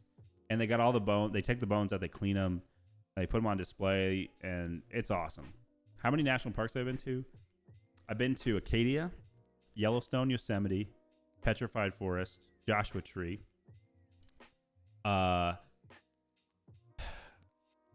Teddy Roosevelt. Let's think. National parks. I feel like I'm missing some. Yeah, Yellowstone did just have something happen. I haven't looked into it yet, though. Yeah, I saw this like boardwalk and it was like covered in fucking muck, but that was kind of it. It seemed chaotic. I've been to at least 6 national parks, but probably a couple more that I can't remember.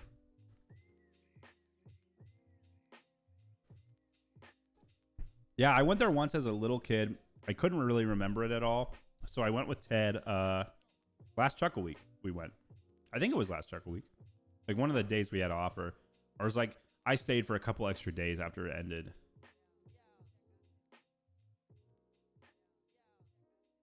Yeah, nuclear. You guys want to talk about like apocalyptic shit? When the Yellowstone volcano goes, that'll be basically the end of America, which could bring on societal chaos elsewhere too.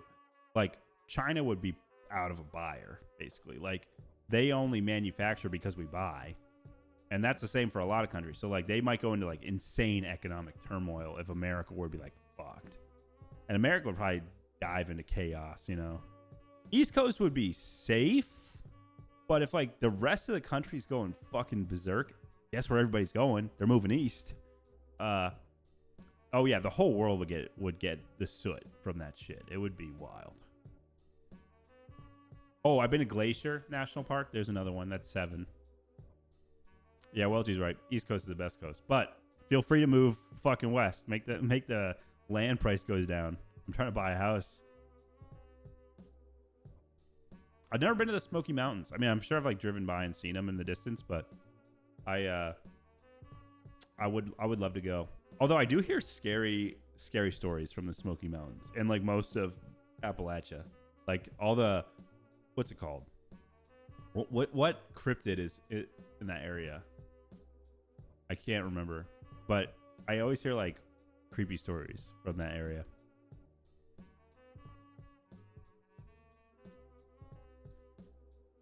Enjoy the band. That's a second thing Welchie said coming in. Enjoy the band.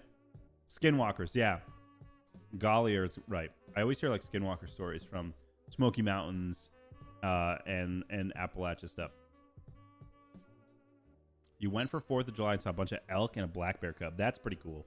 I saw some elk in California once, but I've never seen Rocky Mountain elk, which I think are the elk that are in any East Coast zone now. Like there's a place in Pennsylvania that has elk, but they're all Rocky Mountain elk because the elk that were indigenous to the eastern United States got wiped out when we settled and we killed everything in sight. Every tree, every animal, didn't matter. We killed it. I'd rather die standing than live kneeling. It's a hell of a statement to say in a Twitch chat.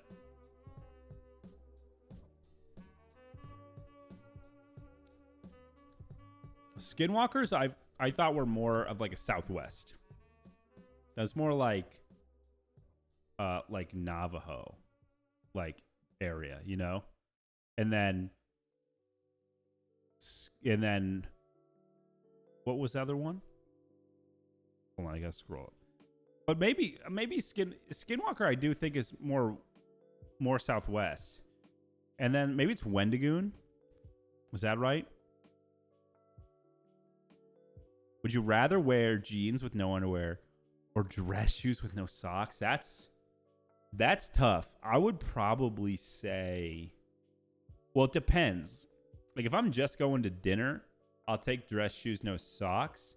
But if I'm gonna have to like walk around downtown, you know, we go to dinner and then we walk to the bar, and then I'm going jeans, no underwear, because I don't want to have to walk around with that. What do you think of the Midwest? I'm not a huge Midwest guy. Just because it's like all corn, like it's pretty destroyed, and the culture there is very like you're letting capitalism not only run your life but ruin your life.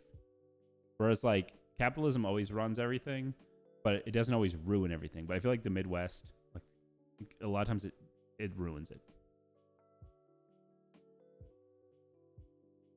Maryland? No, on Maryland Eastern Shore. I've only ever like driven through Maryland. Never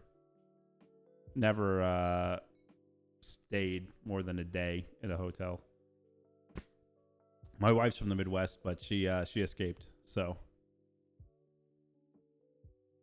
the Great White North. Do you mean the Arctic? Yeah, Pink's. I guess we're kind of isolating any non-U.S. people, but that's okay. I love Pennsylvania. The minimum wage is like $7 there. That sucks, but Pennsylvania has such an impressive wildlife management and forest management program that puts their money where their mouth is. They use the tax dollars that they get from the hunting licenses to actually do shit. I've seen it since we live real close, and Emma's parents got a place there. We visit a lot. But yeah, super forested. I'm only talking about Eastern. Super forested though, and the Department of Natural Resources there does a really, really good job. What's up, Lost Bri? How's it going? Hi, boss. Come on, get out of here. I would love to go Hawaii though. Yeah, Pennsylvania's economic situation not as poppin', but their environmental stuff. Well, I shouldn't say they're environmental. Their conservation is really good. Environmental, they're a little wishy-washy. They're very pro oil, gas, coal, but that's kind of the par for the course for a low-income zone. Doesn't matter where in the world. Oh yeah, Chesapeake Bay. I've heard that's incredible fishing, incredible duck hunting, and the Chesapeake Bay is like an epicenter of wildlife. From what I've read, I've never actually spent any time there. I don't know if I ever will. It's just kind of out of the way, but I hear great things about fishing and hunting in Chesapeake Bay. 2 weeks at your job, Lost Bri. You got something else lined up? What's going on? Go to Roatan, Honduras instead of Hawaii. Yeah, the only problem is international stuff's just like a little harder to line up. I don't know when I'll go to Hawaii. That's pretty far out there as an idea. But I'd like to go. Although I'd probably go to Alaska before I go to Hawaii. Got the Amazon job. Starting pays $5 more than what you're making now. Congratulations, Lost Bri. Hell yeah. $5 an hour is that's a big raise when you're working. Yeah, Guide the Raid did seem to be broken, so we got rid of it. I usually take like raid suggestions, so I was like, it doesn't really matter. I mean, I guess I don't know. I could make a custom one maybe, which would work. I could make it like wicked expensive or something.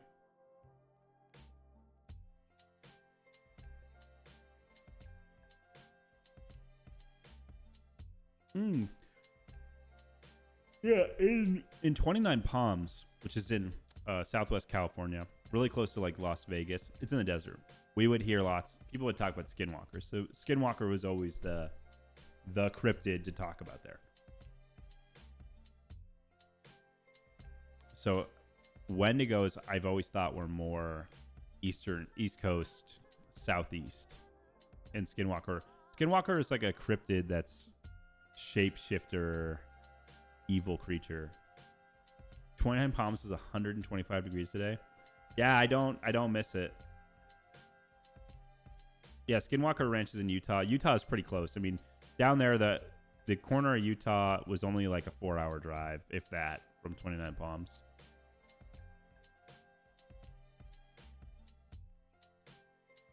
Lost Bri's had an encounter. Lost Bri, tell us about your Skinwalker encounter.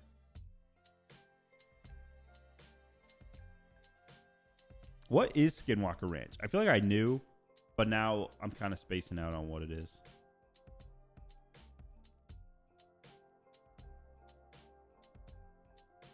I feel so isolated out of this conversation as someone who isn't from America. Chobble, do you guys not have like... Well, here's... Chobble, wait, are you from Europe? Because I got a theory, okay? Are you from Europe, Chobble? Because this might all add up. Ratton, welcome. Wait, we got Bimbo lore? Oh, yeah. Bimbo drops like little lore drops. Not Europe? Chobble, please tell us where you're from. Okay, well, while we wait on Chobble to spill the beans, Malaysia. Wow. Okay, definitely not Europe. I could see you guys having a totally separate set of cryptids. What's up, Griffin? Yeah, Bimbo's always dropping like little lore pieces. So here's my theory about Europe, right? Europe, like, basically doesn't have cryptid lore because Europe's been colonized and deforested. Like England, Ireland, Iceland, basically anywhere in Europe, but even the islands, used to have big forests historically. Humans got there before history even began, cut it all down, you know, hunted everything to extinction, cut all the forests down, everything's gone. So the cryptids died out, you know? Like, think of the cryptids as like a species, right? Europe was like, fuck that, got rid of them like 10,000 years ago. They're way gone. America only got infested with white people like 300 years ago. We got infested with Europeans who like cutting trees down. So they started cutting everything down, right? But we had like a whole new set of cryptids. Cryptids have been extinct in Europe for like 10,000 years. But in America, they're still there because like it's basically, you had indigenous groups, but they weren't industrializing the place, you know? So that's the vibe. I think that, you know, maybe they were there and they weren't going anywhere because they were just living like it was just like historical, you know? But Europe has been so turned over for 10,000 years that it's like, it's hard to even know what Europe looked like before humans. But America, what it looked like before humans is like, humans saw it like 300 years ago. Like history was being written at that point. So yeah, that's my theory. The Brazilian cryptids, yeah, I bet there's good shit coming out of the Amazon. Okay, well, Lost Bryce got a lore drop here. House sitting in 21. Could sense a dangerous presence outside. Tried to sleep. Check this. No, the next morning there were barefoot human footprints beneath your window that turned into cat paw prints as I walked into the front yard. And I think I saw a silhouette down the road. I can share a pic if you want. Yeah, absolutely share a pic. Europeans are cryptids because they don't use the correct units of measurement. And Welsh, I'm about to bum you out. I think that the metric system's better. I do. I really do think it's better. I think like pounds and ounces or whatever is fine, but the metric system makes more sense. It does. The transition would suck. I'll be honest. It would suck to transition to full metric, but like in the military, everything's metric and it makes shit so much easier. Let me tell you guys, if you don't understand latitude, longitude, right? I fucking don't. Latitude, longitude, you throw that away, you can metric system that shit, and it is the simplest. It's called MGRS. Simplest thing in the world for location, like GPS location. And if you have a GPS, you can switch it to that. But no one outside the military seems to use it. But metric, dude, metric's so easy. Everything is converted just by moving the decimal point. Everything from like weight to distance. It's so good. But we're so deep in the American system, the imperial system, that, you know, what you're best off is just being good at both. I feel like I'm good at both, and that gets me pretty far. Yeah, the church killed off the cryptids. You know, also, Emma and we've been rewatching Game of Thrones, right? And I like the way Game of Thrones does magic. Let me talk about this. I'm doing a non sequitur into Game of Thrones magic. So if you haven't watched Game of Thrones, please watch it. It's really good. But yeah, Celsius is whack. That's not metric. That's like its own thing. Temperature is like its own thing. Fahrenheit is better for temperature because it's more precise. But okay, Game of Thrones magic. Let's talk about Game of Thrones magic. So Game of Thrones fantasy world. It's got Game of Thrones is basically just like medieval world. There are like rare dragons, and there's like magic, that is kind of like nobody really knows the rules. It's supposed to be vague in the books in the show, and it is vague, and I like that. And here's why I like it, because it feels like it could have been real. And like how I feel like it could have been real is like for like early human history, back when we weren't really writing shit down and we were kind of just getting together as like a civilization, there were like witches and wizards who knew how to like harness this magic. Like the magic's still there, but nobody really knows how to harness it. And in that show, like there's a couple people who like can do magic, but it like they hardly know how to do it. They like kind of, they're like, I hope this works. Let's try it. And it does.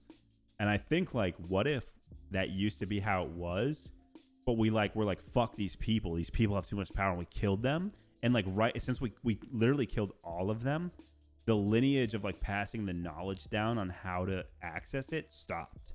So just the magic's still out there, but nobody knows how to access it because we killed every fucking person. We burned them at the stake that knew how to do it.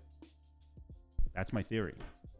Because like in Game of Thrones, you got like the Red Lady, who's a witch, but she's kind of like she like sees shit and like she's not like super magical.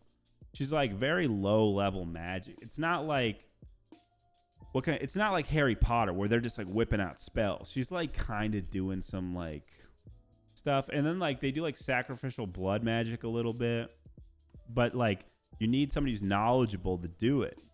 So it's kind of like they unlock that ability, but the ability's there. Like it's as if it's still there today, but nobody knows how to do it because we killed them all. So that's why I like it, because like believe it or not, it makes your imagination run wild. And I like when things make my imagination go. As you guys watch my stuff, you'll probably get the vibe that I think I have a good imagination. Like I don't know. I'm yapping like crazy. A red coat. Yeah, right, Welchie. Yeah, right. I got this fucking baby right there. What is this? Or am I going this way? It's got the fucking 13 stars on and everything. This was in my bedroom as a kid, and I've just like kept it with me forever. It's wooden. It's been there forever, so now I fly here. A sense of wonder and whimsy. Yeah. No, Zime. You're right. An old tunic. No, I don't even know what a tunic really is. Hold on. Oh, it's a game. Oh, it's kind of like elf clothing. I would say this is like elf archer clothing. If you're gonna go off like fantasy stuff. The shit Link wears. Yeah, like Link looks like a fucking elf. He's got pointed ears. Link cosplay? No, I don't think Link cosplay. What Shrek wears, yeah. Shrek cosplay, more likely. Spart, Button, Dean, Volume are added to the tally.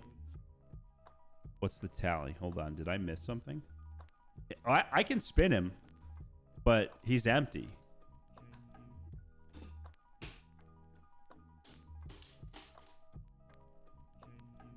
Yeah. Nothing but sugar comes out. He's got tons of fucking sugar in him. You can see it all. The pick is now in live stream discussion. Let me go. Okay. This is going to be us taking a look at Lost Bride's story. We're gonna fact check this here. So where are the human footprints and where are the cat footprints? Or is that the silhouette?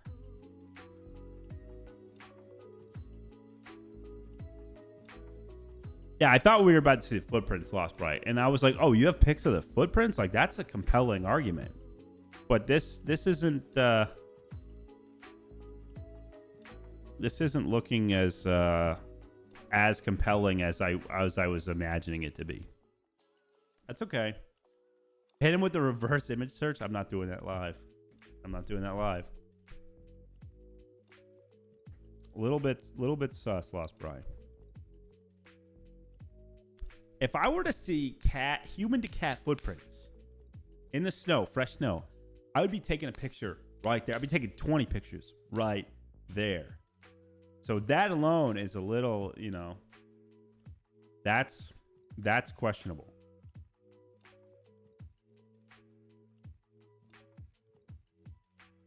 It's too scared to think logically. What do you think, chat? Does that hold up in court? I don't know.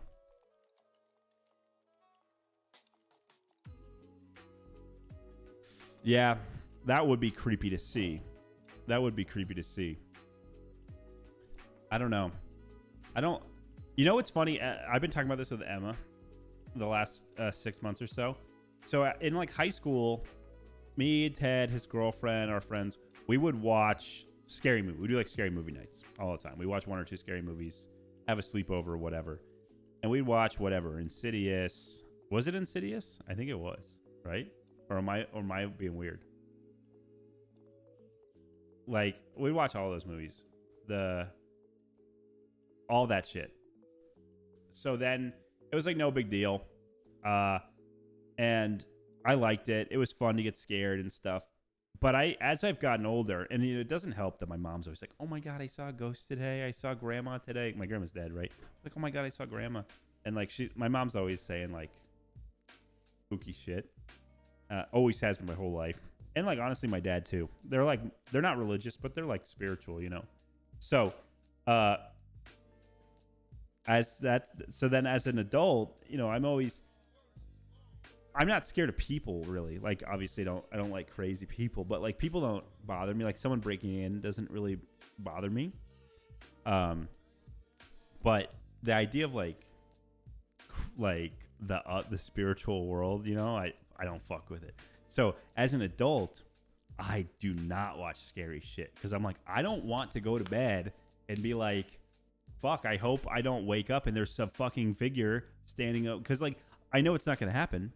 But if it did, oh my God, I'd die.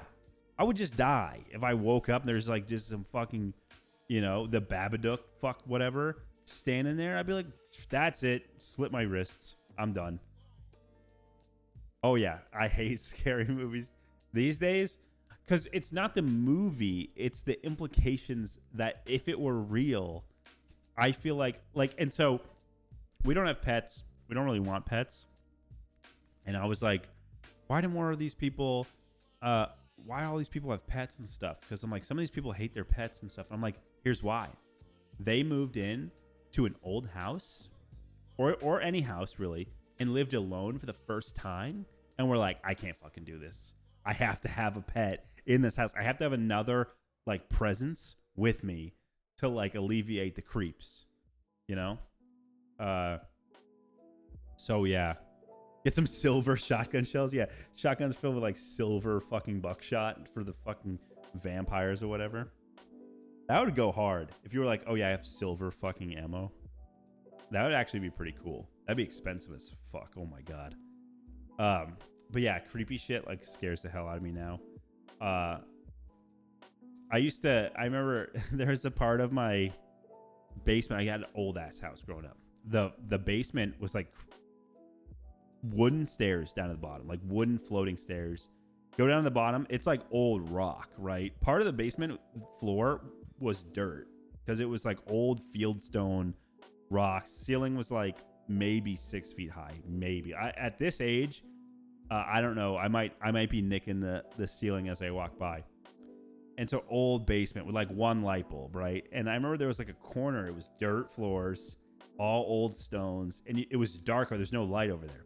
So whenever we'd have to go to the basement to get whatever, you'd always be like kind of looking over to like that dark nook, and you'd be like, "Fuck, dude," because it was like it went in. There was like the basement was like a square, but there's a one offshoot with dirt floor, like went in, and we'd always be like, you couldn't see into it because it was dark as fuck, and we'd be like, ugh, you know, and that was like you'd run up the stairs, you know. But growing up in my house, it was an old house. Steam heat. We had big old steam radiators that would creak and crack like a fucking motherfucker. So the house made so much noise. But growing up there and as a kid, you knew like every sound. Like I was in tune with the house, and that house never scared me. Like I knew like, oh yeah, someone just walked. Like that was my sister, and she just walked and she stepped on that floorboard. Like I know that floorboard. I know that floorboard. That's that radiator. That's that radiator. Like I knew the sounds. And so that didn't bother me. It's like new places. So like if we go to the house Emma's parents own, they have like a joint house with some other families on a lake in Pennsylvania. But like every once in a blue moon, Emma and I will be there alone. It's just us. And it's a decent sized house on a lake, kind of in the woods. And I'll be like, it's not people that scare me. I'll blow a person away, you know. People, but it's always like, what could be lurking, you know, the unknown. So I get creeped about the spiritual stuff. Wood stoves go hard. I hope I have a wood stove one day. I don't understand, why do the West Coast houses not have basements? Like, why not? Why would you not want a basement? It's like free real estate, you know? You can put another floor of your house in. Monster Hunter International books. No, I never have. Shitty ground. Could be. Nuclear apocalypse or spiritual stuff is real. Well, let's dive into this. If spiritual stuff is real, too rocky to dig, I'll tell you right now, it's rocky everywhere. If spiritual stuff was real, that would be creepy. I mean, here's the thing. Like, it could be real. And as long as, like, you're not haunted, you're good. Like, it might be real right now, but I might be fine because I'm not haunted, you know? And if it was real, that would, like, confirm that there is, like, something after death. Like, there is, like, a heaven or a limbo, or, like, there is other shit. Like, something else. You start a new chapter. So that would, like, confirm that, which I don't know if I'm ready to have that conversation in my head. Nuclear Wasteland is much more black and white. It's much more like, okay, I can do this, or I can't. Like, get my fucking gun and go. Hopefully we live. It'd just be like Fallout, you know? Like, you kind of know what's coming. The paranormal, you'd be in deep. Aliens would also change the game. Aliens would be pretty crazy. Oh, a Quiet Place scenario. So I haven't seen the newest Quiet Place, which is like day 1 or whatever. But I've seen the other 2, and we can talk about it. So A Quiet Place is I don't really like. I think the concept. The movie was pretty good. They did a good job. The directing's good. The acting's good. The dialogue's good. I like John Krasinski a lot too. I think he's a cool guy. But the concept is a little, you know.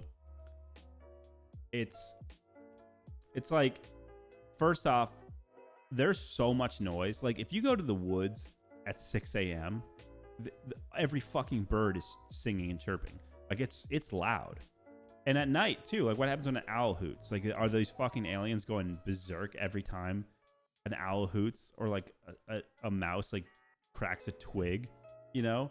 So that and like, what happens like on a windy day? Like, if it's like a windy fucking day, you can just do whatever you want, right? But like, so that I don't really get.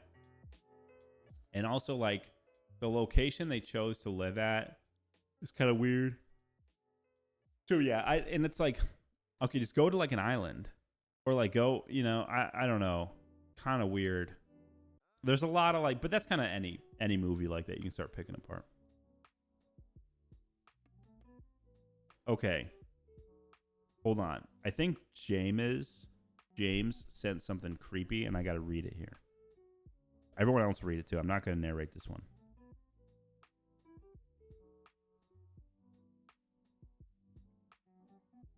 Yeah.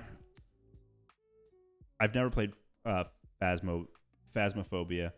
So, yeah, paranormal stuff like that. My uncle, who's super stoic guy, real mountain man, you know, he's not a bullshitter. He was like, both my grandparents have passed, but we still own their house. Like, the bigger family all owns their house. So in the summers, we'll kind of trade off. We rent it out sometimes. We'll trade off sharing it. And he was like, I've never heard him say any other ghost story, nothing. He was like, I saw some weird, like, fucking fog, like, go by the door. And so, and my mom's told me so many, and so my it does. There is like a lot of people I trust that have like evidence, or they've seen something that's so convincing that they're like, oh yeah, there's shit on the other side and stuff. So it's a weird thing, you know. I did not grow up religious at all. Didn't go to church at all, but my family's relatively spiritual. So I don't know, but it's so unknown, you know. And yeah, I think some people are more, I don't know if susceptible is the right word. Like, I think maybe some people are more susceptible because they like build it up in their head. But some people, I feel like, are more in tune with like that aspect. Like, let's assume it's real, right? Let's just, for the sake of discussion, assume like the paranormal is real. I think some people are more like in tune with like that side of the universe, you know, like they're at a wavelength where like they can engage with it a little bit, whereas some people are like so closed off. They're like living in the moment so hard that they'll never like have that connection. But like some people are like, and I don't know, maybe it's like, and then you can get into like, which is the conversation the government doesn't want to have with you.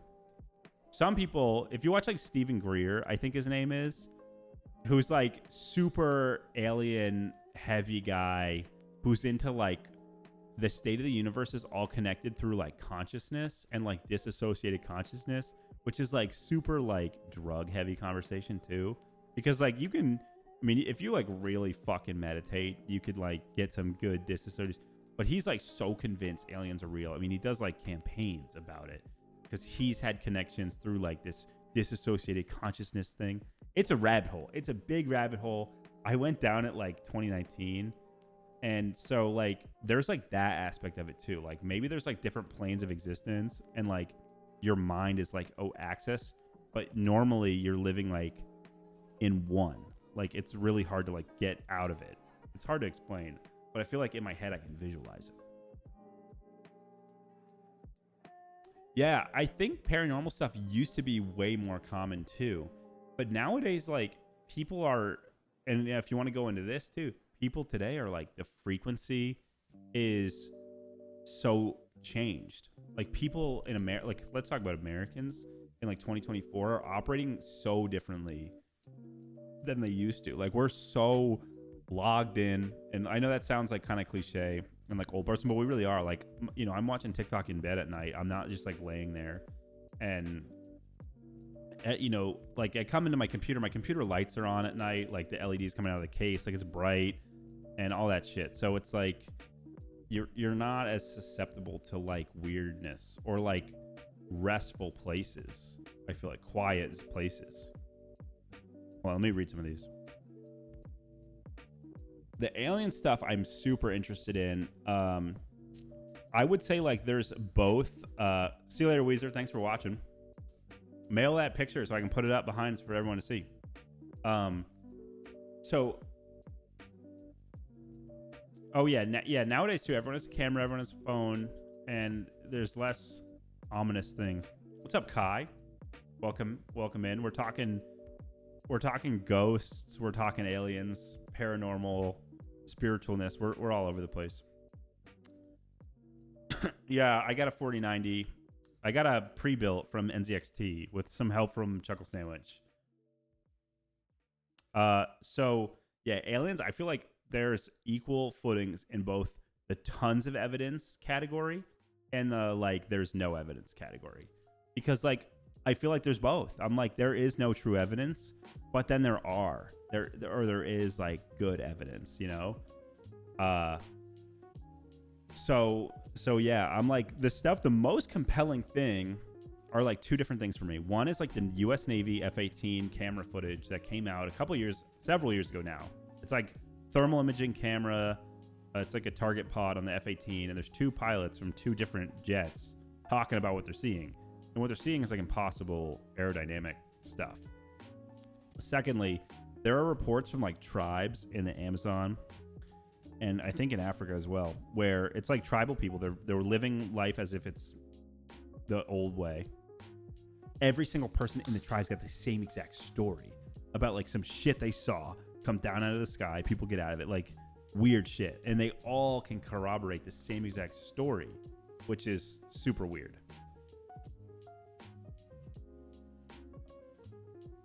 Oh, damn, Kai. Yeah, well, we're talking about seeing ghosts and stuff. The pyramids, it's not like the pyramids are super weird.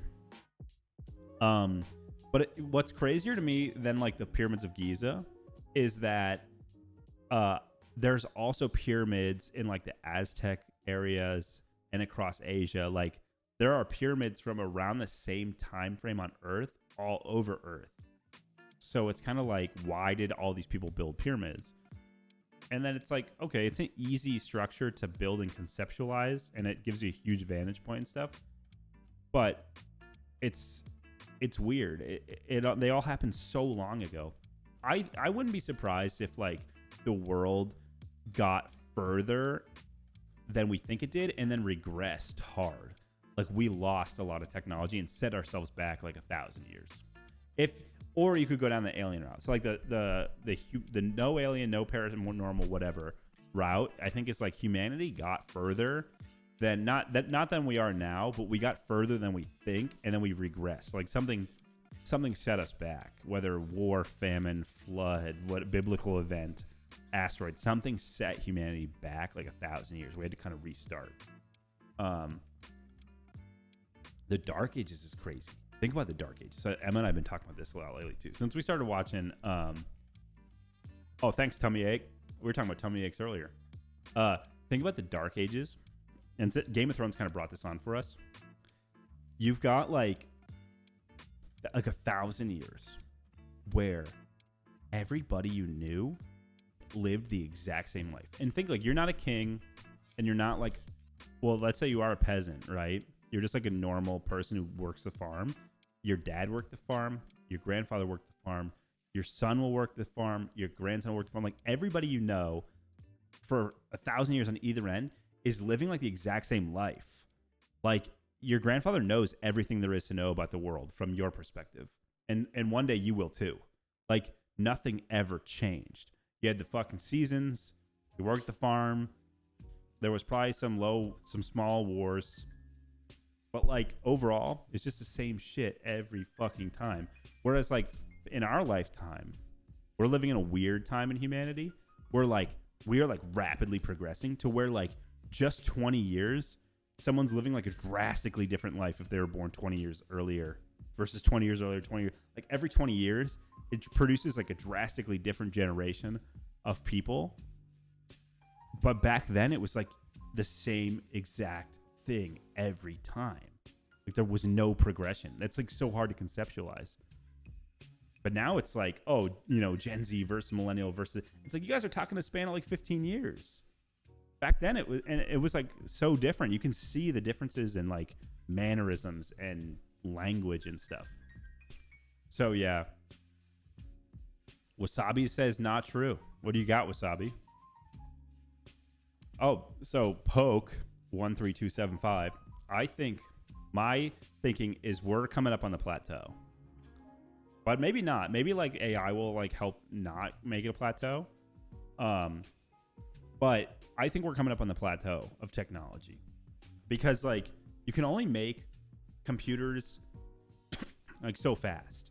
Like that's why phones, like smartphones are not doing well right now. Like the new iPhones, new Samsungs, like they don't do anything better than the other ones, because like for the first several generations of phones, it was exponential growth. Like every phone was double the thing as the last one. But a phone I have a 4-year-old Samsung, a phone that's double as fast as this one is still like most apps open instantly. So it's like inconsequential. So like computing power is getting, for the average consumer, like we've hit a point. There's like a word for it. It's called like the something. Well, Snarple, we're talking about it. I think that the rapid growth for computing power, which has kind of been the biggest driver in change. Yeah, we've hit the point of diminishing returns. Like graphics for a game can only get so good is basically how it is. And that's how it is for like smartphones. And that's why like no one's buying the new smartphones. Back in the day, it was like, oh, you got the new one. Oh, it has this camera. It has this CPU. It has so much RAM. It can do this. Now it's like they all do the same thing. They'll always do the same thing. And like even like airplanes went like exponential growth. We went from like the Wright brothers to fucking the fastest jet ever in like 40 years. Like we went from the Wright brothers to like the SR-71 in like 40 years or something like that, 50 years. And since then, like the actual aeronomics of it, I don't know if that's a word, but I'm using it, haven't really changed. And the computing power has gotten good, which allowed us to like refine it, but that is kind of plateaued. And I think now computing power is kind of coming up on a plateau. But yeah, for like scientific work, medical work, that's like where we're still going to see stuff. Well, smartphones are coming down right now. I just looked at brand new Samsung is 700, but they used to be like 1100, and inflation is still going up. So the demand is lower. And that I saw, I think it was last year, they made a new iPhone and they stopped producing it like a month or two in because they had that much of a surplus. They're like, we don't need to keep producing. So Tummy Ache says that we're just at the beginning of where it skyrockets, where I think we're at a bit of a plateau. It'll eventually take back off, but I think for a little bit, we're plateauing. Oh, TVs are the worst investment you can make. A TV will always plummet in value. Although we're at a point too where TVs are reaching their limit. Like for a while there, every new year we were getting a new TV. We were going from 480p to 720p to 1080p to 1440 to 4K, you know, like but now it's like if you have a 4K TV, let's say it's OLED, a high refresh rate, like what more do you really want out of that TV besides like little bells and whistles? Like the TV's doing, it looks as good as it can. Like you get 8K, but are you really going to notice the difference between a 4K OLED and an 8K OLED? Like you're sitting on the couch, you can't even see the pixels on either one. Fusion energy, that is big. I think but that's not like computer technology. That's like energy technology. Energy technology, I think we're on the cusp of something big, which would change like the entire world. Like if we could get fusion nailed down, that could be like limitless free energy for everybody. But yeah. The gaming market is, I don't know if gaming's in a weird spot right now. Because like there's a lot of pressure for games to look really, really fucking good. But a good looking game needs a lot of work to actually run well on stuff. Yeah, redstone energy. That's what we truly need. That's infinite stuff right there. VR and AR will probably keep slowly. They're kind of just like slow and steadily progressing, I feel like. Fusion energy would arguably be the most important thing ever created by humans.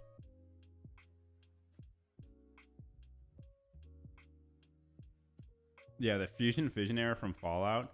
Except for the fact that like the cars in Fallout are like nuclear fucking bombs. Like if you blow up a car you see in Fallout New Vegas, it's like a bomb. Yeah, gaming market is really indie shifted and it's nice. I feel like Steam really helped do that because they got the Greenlight program and stuff. I feel like graphics aren't the problem. It's like resolution and frame rate, because you can get a game like Minecraft where the graphics are extremely basic, but if you have them in 4K at 60 FPS, it looks fantastic because it looks crisp and clean. As long as it looks crisp and clean, it doesn't really matter what art style you choose. It can be a 2D platformer that looks 16-bit, but 16-bit graphics on a 4K TV at 4K natively looks really, really nice.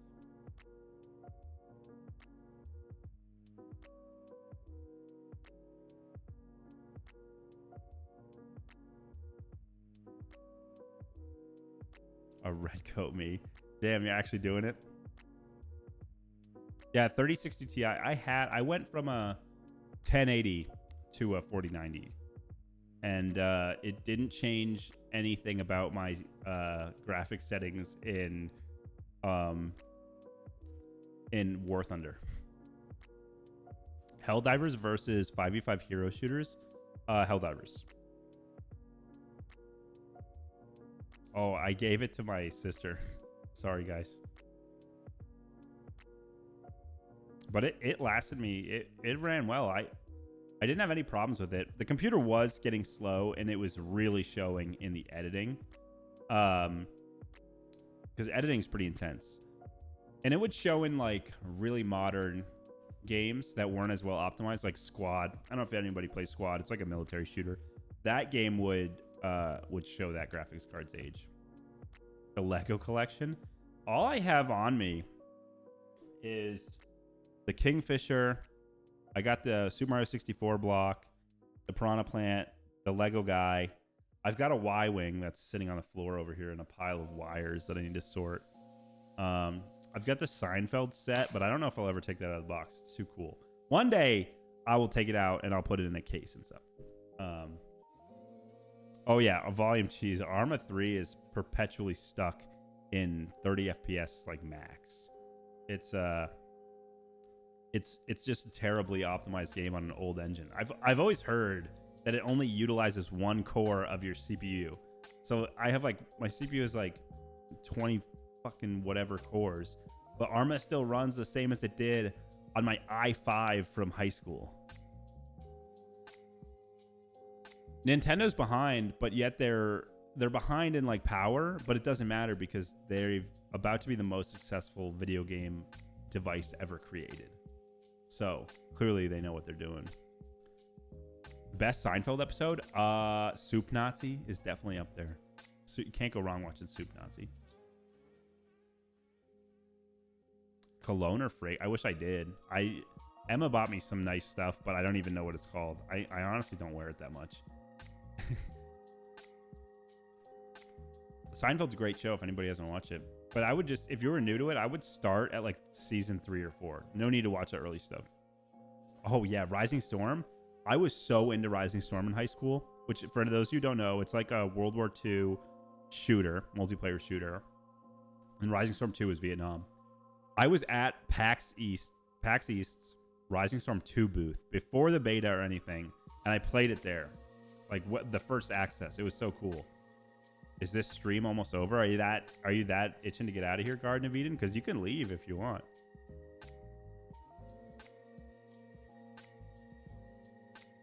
Cologne is from Five Below. Hey, if it smells good, it smells good. Yeah, no, Nintendo really did do that. They won the game quality war. Rising Storm 2 was okay. I have like 100 something hours. But it was Rising Storm / Red Orchestra 2 was where I really shined. Titanfall was cool, and I wish it gained more of an audience than it did. I liked what I played when it came out, but it never kind of took off the same way like Call of Duty, Battlefield, or Halo did. Yeah. No, yeah, Switch is the longest running Nintendo console ever. I actually want to see more.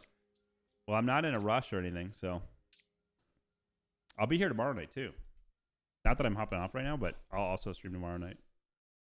And then next week, I don't know my dates yet for next week because I got Emma's surprise that I'm not even going to tell you guys what it is right now because I don't want her to hear. She's probably sitting right out there. Ted is he's upgrading. I don't know how much is public, but I'll tell you right now there are upgrades happening to the Nivison household.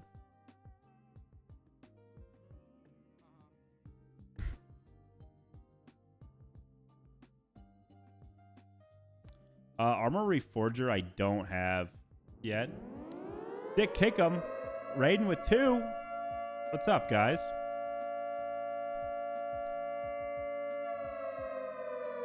What's your favorite show, Lost Bride? What were you guys streaming over there, Dick Kickham? There should be a new couch in the works. I would hope. A lot of new stuff in the works. What was Mr. Kickham up to? Stardew with Jam. Yeah, with Jam. Nice. Stardew's great. I'm a little burnt out on Stardew. Stardew for me, well, like, so I got Emma hooked on Stardew a couple years ago, and I think she's kind of newer to video games, whereas I've been playing for my whole life, and so Stardew's basically like a farming RPG simulator, but she had never played anything. So like that was such a new concept. Where to me, I just got into it too, even though Stardew's been out for a while, but I got into it late. And I was like, it's another farming simulator kind of, which Stardew might have pioneered that genre, but either way, that genre is oversaturated these days. But yeah, we played like 2 weeks. I was so into it, and then I kind of was like, we are going to do Terraria at some point, but she said she didn't want to do that like style of game right now. The Dragon Prince.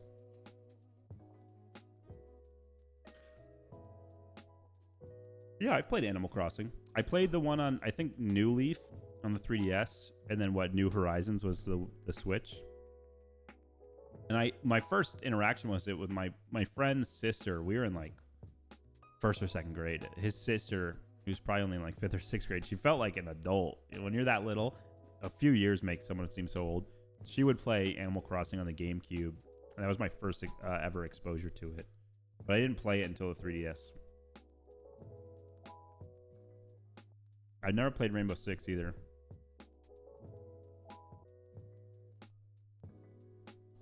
Oh, Lego Star Wars Skywalker Saga?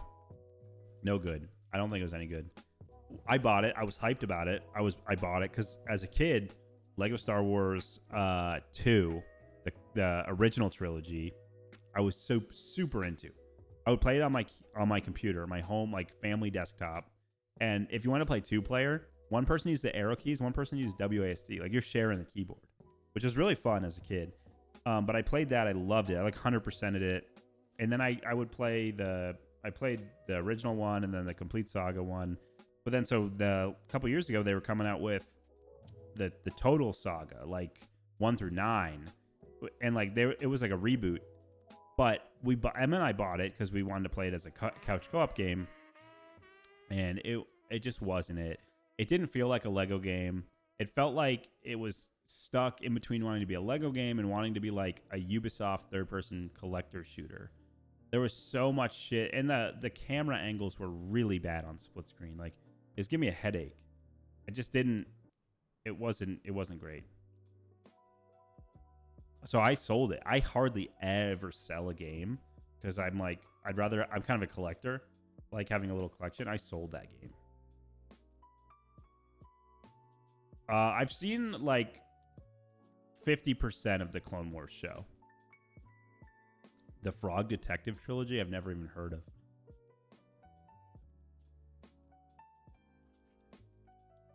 Eating beef jerky like a true American. You know what I had? And this is pretty American. My buddy Tippets. Shout out Tippets if you're watching. You're probably not. He flew in one day. He lives in Utah. He flew in and he brought like local elk jerky. And you can ask Ted. If Ted's in here, he'll vouch. It was fucking phenomenal. It was so good. I was blown. I was like, this doesn't even compare to any other jerky I've ever had. Yeah, jerky's pretty good. If you have a dehydrator, he brought the Mormon church with him. Yeah, of course he did. No, he's a thick ass Mormon. Yeah, homemade jerky is killer. It's super easy to make. A lot of air fryers double as dehydrators, or you can just get a dehydrator and you can make it yourself. Marinate meat, cut it into strips, marinate it, dry it. You can make homemade jerky really well. Oh, an insane jerky place in North Conway, New Hampshire. I haven't been there since I was probably 12, 13, but I've been meaning to go back. One day soon, my grandfather has like 1 week a month timeshare at Loon, New Hampshire, the mountain. And so we, as kids, we went there a few times this winter. It's pretty far from me now. But we've been meaning to go up in the summer again, because as kids we go in the summer and take the Kangamangas over to the other side, and then go up to North Conway. I gotta bring Emma on that one day.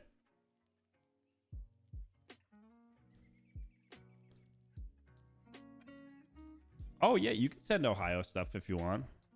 If you got like a Buckeye Trail sticker or magnet, that'd be pretty cool. Or like, I don't know. The Mount Washington Hotel is pretty.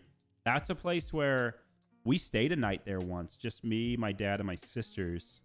It was very cool. It's very much like the hotel in what's the Stephen King novel? I read it, The Shining. It feels like The Shining. That's a place where, as a kid, I think I had a weird paranormal experience. There was like light coming through underneath the door. I woke up in the middle of the night. We're all sharing a room, so it wasn't scary. There was light coming through under the door, but I was like, huh. I don't remember that being an option, like looking at the door. And I was like, whatever. And I looked at it the next day. I was like, there's no possible way that light was coming through the door, like underneath the door. It was something like that. It's so vague at this point. I was like, it was like at least 10 years ago now. Yeah, the Stanley Hotel.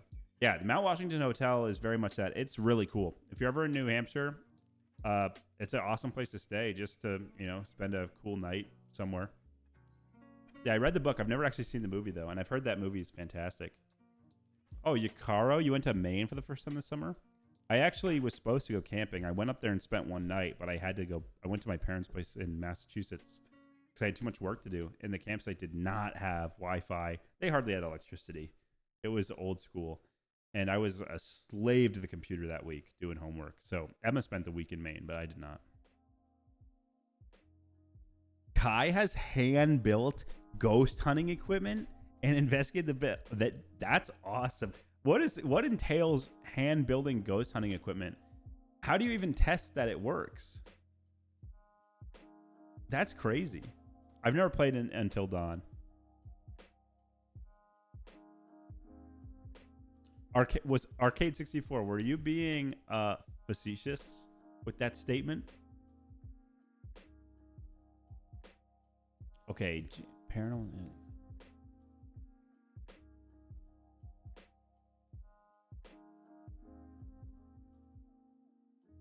Yeah, that's weird. Yeah, as a kid, that's weird. Yeah, you're right. Having experiences that are weird as a kid is like double weird. It's like not scary really because you're a kid and like so much of the world is unknown to you and you're aware of that. You're like, I don't know shit. I am a kid. So then you kind of just are like, okay, I must just not understand. And then you kind of forget about it. But then all of a sudden, one day you remember it. You're like, oh my God, that was so weird when that happened. I bet I had a lot of experiences as kids that I can't explain it, but that I've just forgotten about over the years.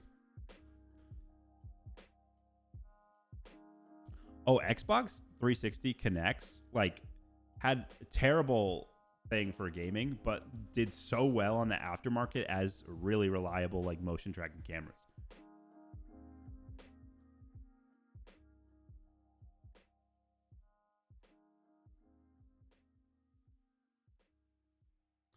Defeated Son, that's creepy. Do you do drugs? Because that's the thing too. Whenever I know somebody who's wicked into smoking weed, you got a big stoner friend and they're telling you ghost stories, I'm always like, all right. This is interesting and stuff, but you're stoned every fucking day. So with those people, I'm like, I'm like, I gotta discredit you. I wish I didn't, but I have to. Defeated Son, don't do drugs or drink or anything. Wow. Kai had to promise, but Kai is a stoner. I know it. Pink, we're all talking ghost stories. Pink Star's eating celery and ranch. Life is good. So random. Yeah, see, Char Tingley says most of my paranormal experiences don't out of my mind. Yes, Arcade. Yes, it does. No, the knuckle was terrible. It was terrible.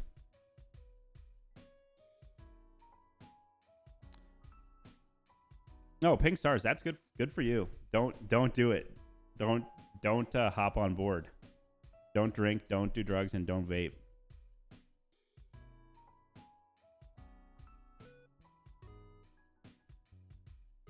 Yeah, you can tag me in the Discord. Go ahead. DTI? What is DTI? I'm trying to think of some supernatural stuff I've had happen to me. But it's been a while. I feel like Oh, wait. I had something happen in the Marine Corps, I think. It's easy to start thinking dress to impress. I've never heard of that. It's easy to start thinking supernatural things. Like in the Marine Corps, we would go to the field for like anywhere from a couple days to a couple weeks. We would be just like camping out in the desert, and we'd go from like different place to different place sometimes. You just like drive your Humvees, and you'd like set up at night in like a perimeter, and you just sleep like on the roof or on the ground. And there might be 50 yards, 100 yards from the next truck. So you're just like in the middle of nowhere sleeping. And when you start, you've been talking ghost stories throughout the week, whatever, and it's your turn to be on radio watch or fire watch, whatever. So you're the only one awake on the truck, and you're just sitting there like looking out at the desert and stuff. It's easy to be like, what did I just see? What was that shadow? But it's also kind of fun because you're also with, you're with your boys, so it's not as scary as if you're alone. But it's very slay, Tucker. I bought Firewatch on my PS5. I'm about halfway through. I got to sit down and just beat it one night, but I kind of forgot. My PS5 is also hooked up in here. So if we're sitting in the living room, I'm like, What's up, Tuck and Chad? I'm currently enjoying a tasty bowl of caramel chocolate cheesecake ice cream. Damn, peanuts going hard. That sounds delicious. But yeah, I should probably move my PS5 back because I don't think I'll be on it anytime soon again for stream. The only reason it's in here is for what was I streaming off of it? Elden Ring. So I should move it back to the living room. My media cabinet has like this big hollow chunk where their PS5 is supposed to be. I bet military paranormal shit went wild in like Iraq at night and shit. Because you're just like killing people all day, right? Like huge gunfight. Your adrenaline's crazy. Your mind's probably going all over the place. And then like you're the only dude up at night, just like listening to the radio and like keeping a lookout. And like there are real enemies running around too. But you're also like in the Middle East, which is like Middle East has had a civilization for like 10, 20,000 years, Like that'd be so scary. When do you decide to play something on PS5 versus Steam PC? Okay. If I want to own it and it's a game I want. So some games I want to own on PS5. Like if a new FromSoft Souls game, like a Sekiro 2 drops, I'm buying the disc copy, like PS5 day one. And I'll stream it or whatever. I don't know if I will probably have to stream it at this point. I would stream it off my PS5. But if it's a game like a shooter, a multiplayer game, I get it on my PC. Hollow Knight I bought on Steam because it was like $2 or something. But I'm also going to get the physical copy. Thank you, Peanut. Appreciate it. I'm also going to get the disc copy for my PS5 because I'll probably play it again on PS5. And that's like a game I want to have as a physical library edition. My general rule of thumb is single players I get on the PS5, especially story narrative ones. And then multiplayers I get on the PC. Sometimes I get them on both. Depends. And like a game like Subnautica just has more of like a PC vibe to me than the console. And so for that, I get it on PC. For like crafting games, I do PC. But like here, let me look at my PS5 lineup. I got my PS5. I'll tell you what I got on there. I got like Red Dead, Lies of P, Dead Space, Stray, and then like all the Souls games. So like big single players I get on there. I have to actually play Lies of P. I got it for Christmas. I played like beat the first real boss and then haven't played since. Yeah, I have Red Dead 1 on the PS. It actually is a PS4 box, but it just came out this Christmas or something, or this winter. They re-released it, and it's got a 60 FPS patch. So if you have a PS5, you can play 60 FPS Red Dead 1 at like 4K, and it honestly looks fantastic. If you haven't played it, that is the best place to play it. Yikaru, I'm not the one to ask. I didn't do a ton of gaming the last generation. I kind of like saved it and then jumped into the new one. I kind of skipped the generation. I mostly played multiplayer games on my PC.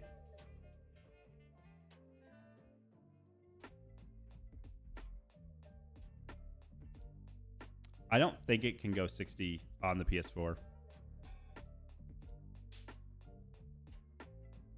Jalapenos in here.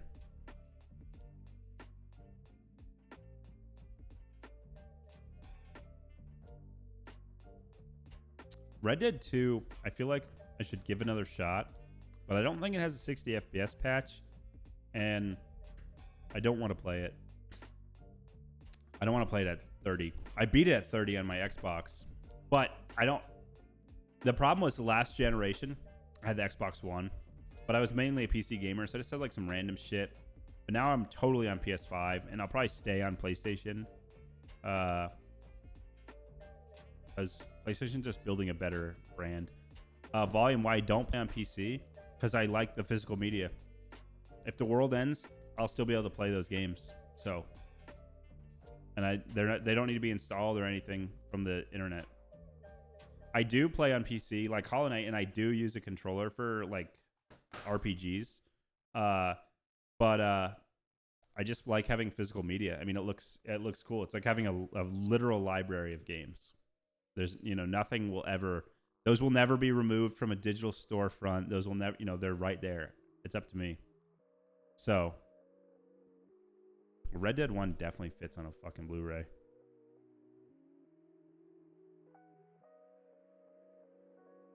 Oh, Welchie, no. Maybe not Ghost of Tsushima, but like Dark Souls 1, It's just more knowing that I have it. I like actually owning it. If you have it on Steam, you don't actually own it. You own a license to play it as long as they keep providing it. And sure, they've never not provided it, but the option's always there. Rice Boy, thank you for the sub. Appreciate it. But yeah, I like having the physical library. I'm old school, grew up playing all physical media, so that's what I'm gonna keep doing as long as I can. And I like having the box art, and I loved when they had manuals and all of that stuff. So I'll be buying the physical copy until they stop making them. Yeah, I've seen that, Buttanuker. Why can't you play your Steam account anymore, Antagonist? Did you sell your PC?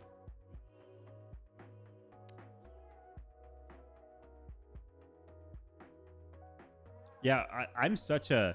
So like one of my favorite games of all time, Metroid Prime, they did a re-release. It's like a remaster, whatever, in last spring. And it went digital live that day. And then it didn't go physical for 2 weeks. And I waited for the physical. Now, if they did it with Prime 2, I would probably get 2 copies if they did the same way. I would probably get the digital one day one and stream it for you guys, and then buy the physical just as my collection. Oh, Antagonist Simp, that could be me next year, because we'd like to have a baby next year. Maybe we do a baby fundraiser on stream. But that's our plan. Yeah, the Prime Remaster Shadow Drop was probably one of the biggest Nintendo Direct moments of the generation. You might be buying it for the parents who are up all night. It'll actually could really help streaming because... Oh, thank you, Paul Pano. Appreciate it. GTA 6 and Elder Scrolls 6. I really want to get excited for GTA 6, but I'm kind of not letting myself. I really like GTA 4, and I like GTA 5, but then it devolved into the online money pit, like craziness. And it got very unrealistic, which maybe I sound like an old man saying that, but like GTA 4 was gritty. It felt way more authentic. The guns were authentic. The cars were authentic. GTA 5 turned into like, you guys know, it turned into like Saints Row, which used to have like Grand Theft Auto for the real shit, Saints Row for like the craziness. And they were just like a happy balance. Now you've got GTA, Saints Row kind of died, and GTA is just crazy now and greedy. But I'm hoping GTA 6, at least their single player, is like super solid and actually gets more content. I'm hoping and praying that like they took all the money and put it towards the GTA 6 development. Because I'm interested. I really hope it's good. I'd love to have a new, good-looking Grand Theft Auto game that I can play on my PS5 on the TV in my living room. I can just chill there, drive around, shoot people, whatever. Yeah, Kronk, I could not agree with you more. The weapon sounds and like the weapon sounds in GTA 5 were abysmal. Abysmal. They sound like airsoft guns. Like, I want the guns to feel like really fucking powerful because guns are loud as shit, you know? But GTA 6 will most likely be the game of the year. It'll be a big deal. It'll probably sell like $1 billion worth of copies in a couple of days. It'll sell consoles for sure. PS5 and Xbox One will sell. You know, it'd be crazy as if Nintendo finally released like a powerful machine and had GTA 6 on it. That'd be huge for Nintendo. Yeah, Xbox and PlayStation physical sales are going to skyrocket because those are slow and way down. Xbox has hardly sold any consoles since they came out. PS5's way ahead, but they're slowing down now. GTA 6 on the Switch wouldn't even fucking work. Yeah, weapon sounds are one of my biggest pet peeves in GTA 5. They're terrible.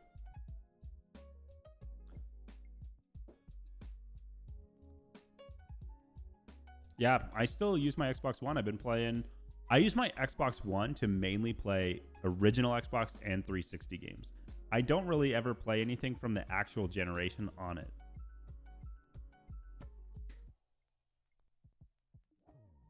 Yeah, they don't, but they have billions in funding, so they should be able to go get some.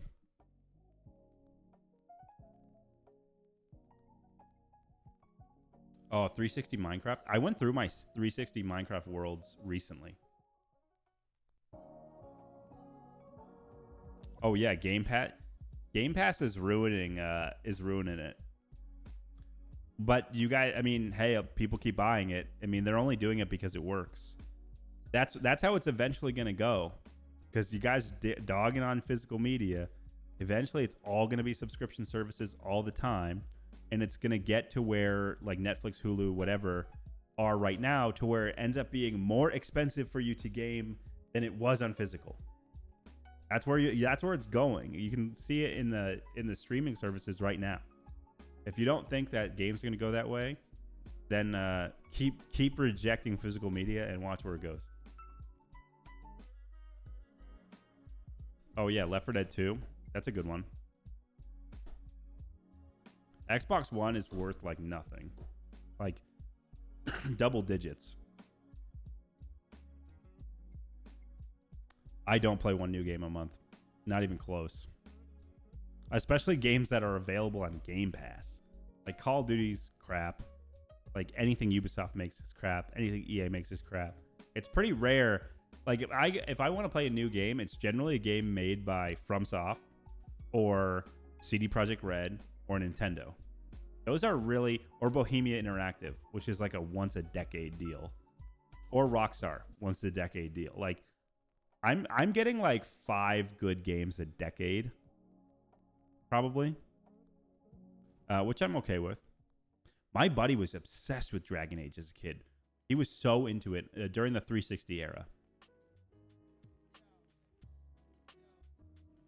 $17 for an Xbox One.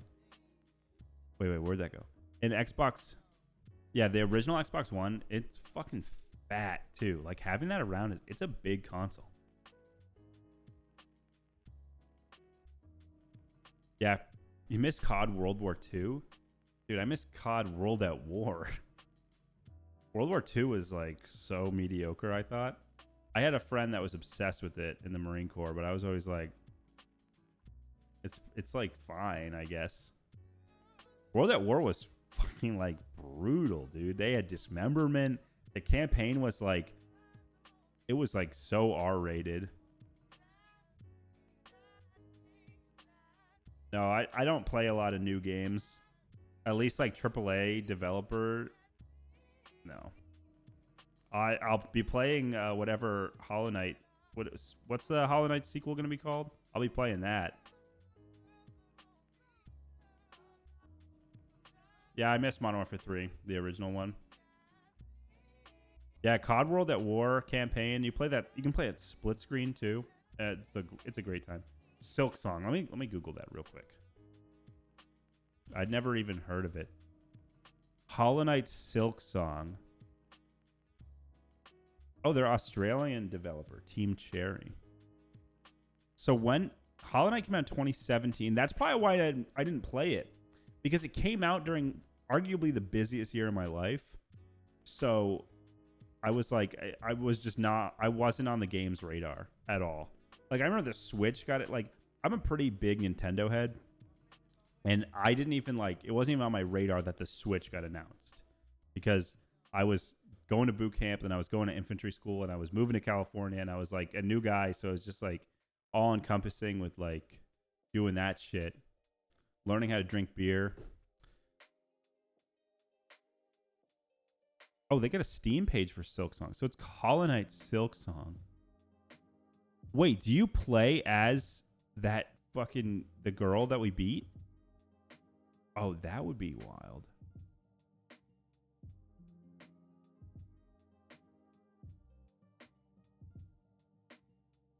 It was a DLC that was funded for their Kickstarter, and they turned it into a standalone. Hornet, yeah. I mean, it's got like art, videos, and a lot of stuff here.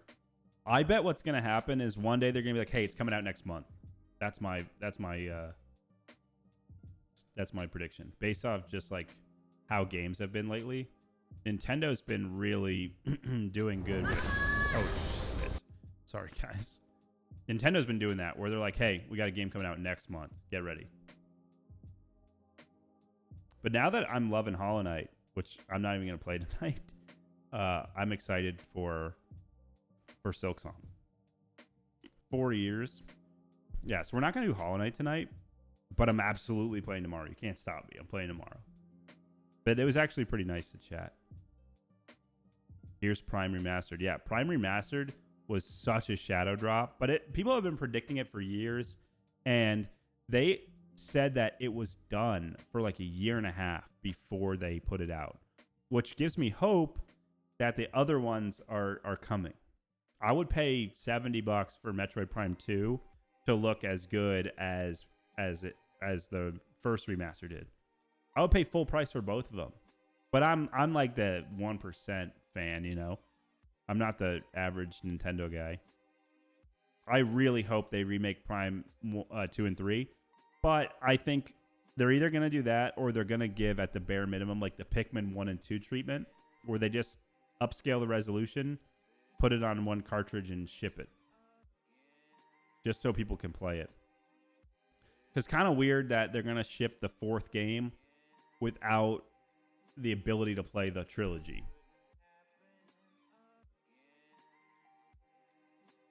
I think Prime 4 will probably be a Breath of the Wild situation, which I've said before, where you can get it on the Switch at the end, or it'll be a launch title for the new one. This is out. It's big time out. I'll try to fill it up this weekend. I probably won't do it tomorrow. What did I get accomplished? I accomplished the upgrading the Minecraft server. Here's I said it at the beginning. I'll say it to all you. You play on the Minecraft server. I upgraded from 8 gigabytes to 12 gigabytes. So hopefully that alleviates some of the performance issues we were experiencing. But let me know if you play on it as we stream tomorrow and like next week. If you play on it, let me know if you've experienced any issues. That way I know it has to go up or whatever. What am I going to fill with? I don't know. I kind of just need to wander around like Wegmans or Walmart and be like, see what speaks to me. That's probably how I'll do it. I don't have anything in mind right now, but I know it needs to be filled. What are you responding to? I could do trail mix. That is a healthier option. Because if I sit here, I eat like 5 handfuls or more of like candy throughout the stream. It's not the healthiest option, you know. Getting an OG Nintendo DS, I think is worth it. Okay, Bimbo, relax. Okay, we're just chatting. All right, this is some just chatting. Nothing's set in stone. I play Left 4 Dead 2. I mainly play on PC because it has mods and it's really easy to play with people. But I do own a 360 copy for the collection. Frozen tater tots. Well, so here's the thing: they wouldn't stay frozen. I don't know if you've ever taken anything out of the freezer. It begins to thaw or melt depending on what it is, and I think that it would end up rotting. So probably gonna stick with something that doesn't need to be frozen or refrigerated at all, because it's actually really fucking hot in here because of all the electronics. This computer has an i9 13 something, and it's so hot. This computer, and I looked it up, and that's just a thing with these newer high CPU or high core whatevers. They get hot. It runs so hot. It'll heat the room because the AC like blows. I can feel it, but the computer is so hot. These lights don't really get hot. Does the camera get hot? Like, yeah, the camera gets pretty warm too, and these monitors get warm. So we got a lot of heat going on. All right, Jesse Lewis, welcome back. I've only ever used Intel CPUs, and I've never had a single issue. So knock on wood, this keeps working for me. I had my first graphics card was AMD, which never failed me, but I tried to do another build and put it in it, and it never worked again. So I don't know what happened to it, but it never failed me as I was using it.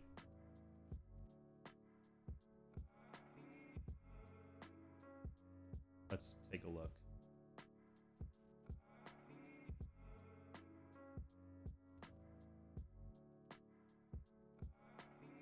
All right, we'll show you. We showed Lost Brides, so now we'll show Kai's spooky ghost pics. Here's one. So the first one, your stepmom's in it, and this one looks like we've got some kind of ghostly figure here.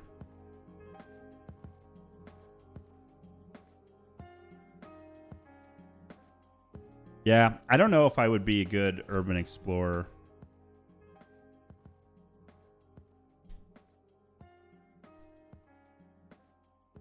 I'd be worried about people, I think, almost more than ghosts.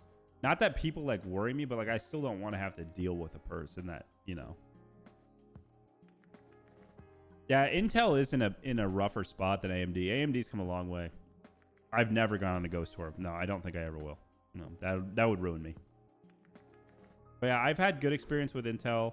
I should probably turn off my computer tonight because it's been running for weeks straight. Because when we leave town, Emma edits, even when we're out of town. She'll bring the laptop and edit. And you can use Google Remote Desktop to like get files and stuff, which is super helpful. And like, we always want that option. So like I turn my monitors off, but I leave the computer running for that option. Yeah, Ted taught us that one. Welcome back, Ted. What are you doing? How was the tour, Ted? Did it end up working out? You never called me back. You said I'm going to call you back. You never called back. Got me on the side, dude. You should got me on the main.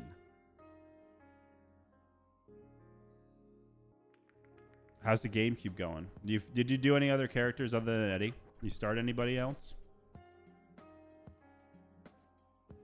The vertical. Oh, yeah. Ted's got that vertical monitor. Some of the chatters in here have vertical monitors.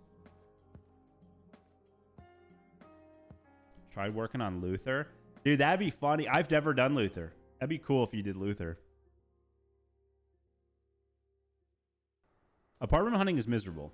It's miserable work. I mean, at least you're in a place where there's a lot of apartments, but he's a heavy man. Dude, yeah, you could if you play Luther in SSX, you'll knock down like any character you try to. Like you'll never hit somebody and they don't go down. A lot of times just running into people with Luther and they'll drop. You can get a knockdown just like crashing into somebody. Antagonist Simp mobile exclusive. Yeah, he does. He's an animal. Now you're making me want to play him. Maybe I'll start playing him. Damn, Kai's paying $5.30 a month. That's great. That's great. Keep that while you can.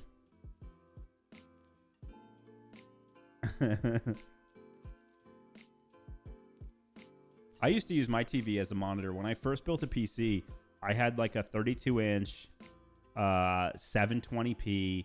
It was the brand was Hanspree, which was just like some off-brand. It was probably like $200 TV, which that TV would not go for $200 anymore. It would be like free. Take it.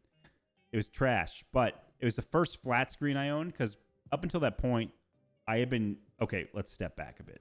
I was gaming my 360 in my room on a 24-inch CRT TV using the old AV cables, right?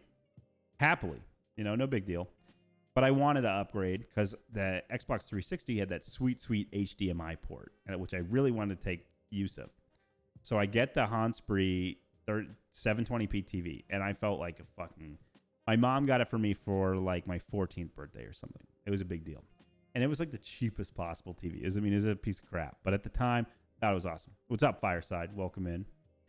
So I get the TV. I love it. I'm playing them on my 360. I actually would use the component cables because I had a Turtle Beach headset, which the audio, if you wanted the game audio, you could run the red and whites like through it, the red and white portions of the cable.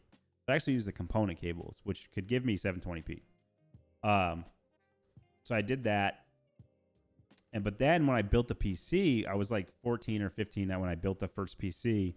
I used it as my sole monitor for a while, which was garbage. Like sitting this close to a 32-inch 720p screen, you can kind of see the pixels, which sucks. Yeah, eventually I switched to a 24-inch 1080p monitor. And then I got a second one because at that point, monitors started, like, screens started plummeting in price, which they still are. But having two 1080s in like 2014 was pretty cool. It was pretty cool. Now I have two 1440p's. These are 27-inch too, and these are perfect. I would take 4K, but I would never go out of my way to upgrade. Black Ops 1 and 2. Black Ops 1 there was online lobbies working on the 360 yesterday. I played yesterday online. How many hertz? These ones are 144. But my ones before this were 60. What webcam do I use? I use a real camera, which is a Sony A6100. You can thank Ted for that one. But if you're looking for like a decent webcam that you don't need to record like video for people, like nice video, if you don't need to make content out of it, you could get the Logitech C920. It's tried and true 1080p webcam, which is pretty good. All right, Pink Stars, see you later. Thanks for watching and chatting with us. Ted is everything. He's my whole world. If you're hoping to make content with the cam, I mean, you could definitely start with a webcam. But it depends. Where's Emma? Hopefully she didn't hear that. She's, I don't know, watching TV or something. Damn, it's 11 o'clock. Holy cow. The C920 worked really well for me as a webcam for years. If you wanted this job and I would go for this, but this also requires you to get the battery to like AC power adapter. You're going to need a capture card, mini HDMI to HDMI. You're going to need all that too. But the webcam is just plug and play. So this is kind of like a higher end setup. Like this setup's like as good as you really need for this kind of work.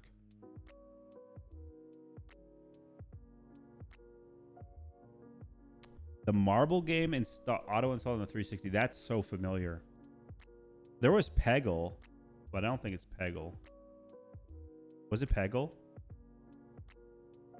Yeah, I have a capture card. I have the Elgato HD 60X, I think, for gameplay. And then I have it's another Elgato little, it's just a little one. It's like a flash drive looking thing. And the HDMI goes in either end. And that's for the camera. Or actually, no. HDMI goes in, USB 3.0 comes out. It's very critical that it's 3.0.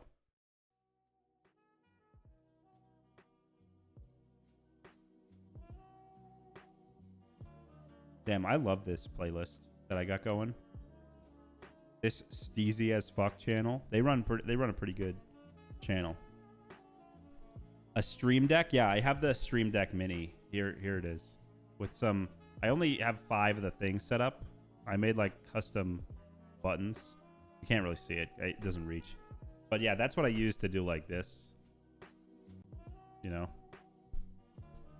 Yeah, it's tiny, but I have yet to find a need for anything more than that.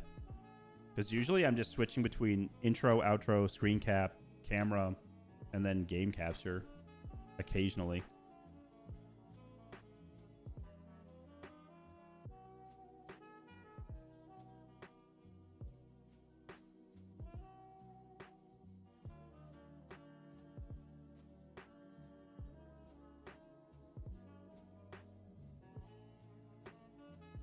It's not about the size of the Stream Deck. It's about what you use it for. I use it for, you know, just simple stuff. Good show. I think that I've been on for 3.5. That's pretty good. I think I'm going to hop off. That way I have stamina for tomorrow. But tomorrow we're not chatting for 3.5 hours. We are playing Hollow Knight because I didn't get my Hollow Knight today. 1080 60. Oh, I think a C920 would do that. What's up, Smalls? Bad timing. I'm about to hop off. Fear? I remember when that was big, but I never played it. I'm going to raid Bird, I think, tonight. Our old SDMP buddy. We'll probably start seeing him once we do that season 2. There's a raid, guys. Go give Bird some support. Make sure he remembers who I am. And I will see you tomorrow. Come tomorrow, ready to chat and keep me occupied and hyped up while I play Hollow Knight. All right. See you guys later. Peace.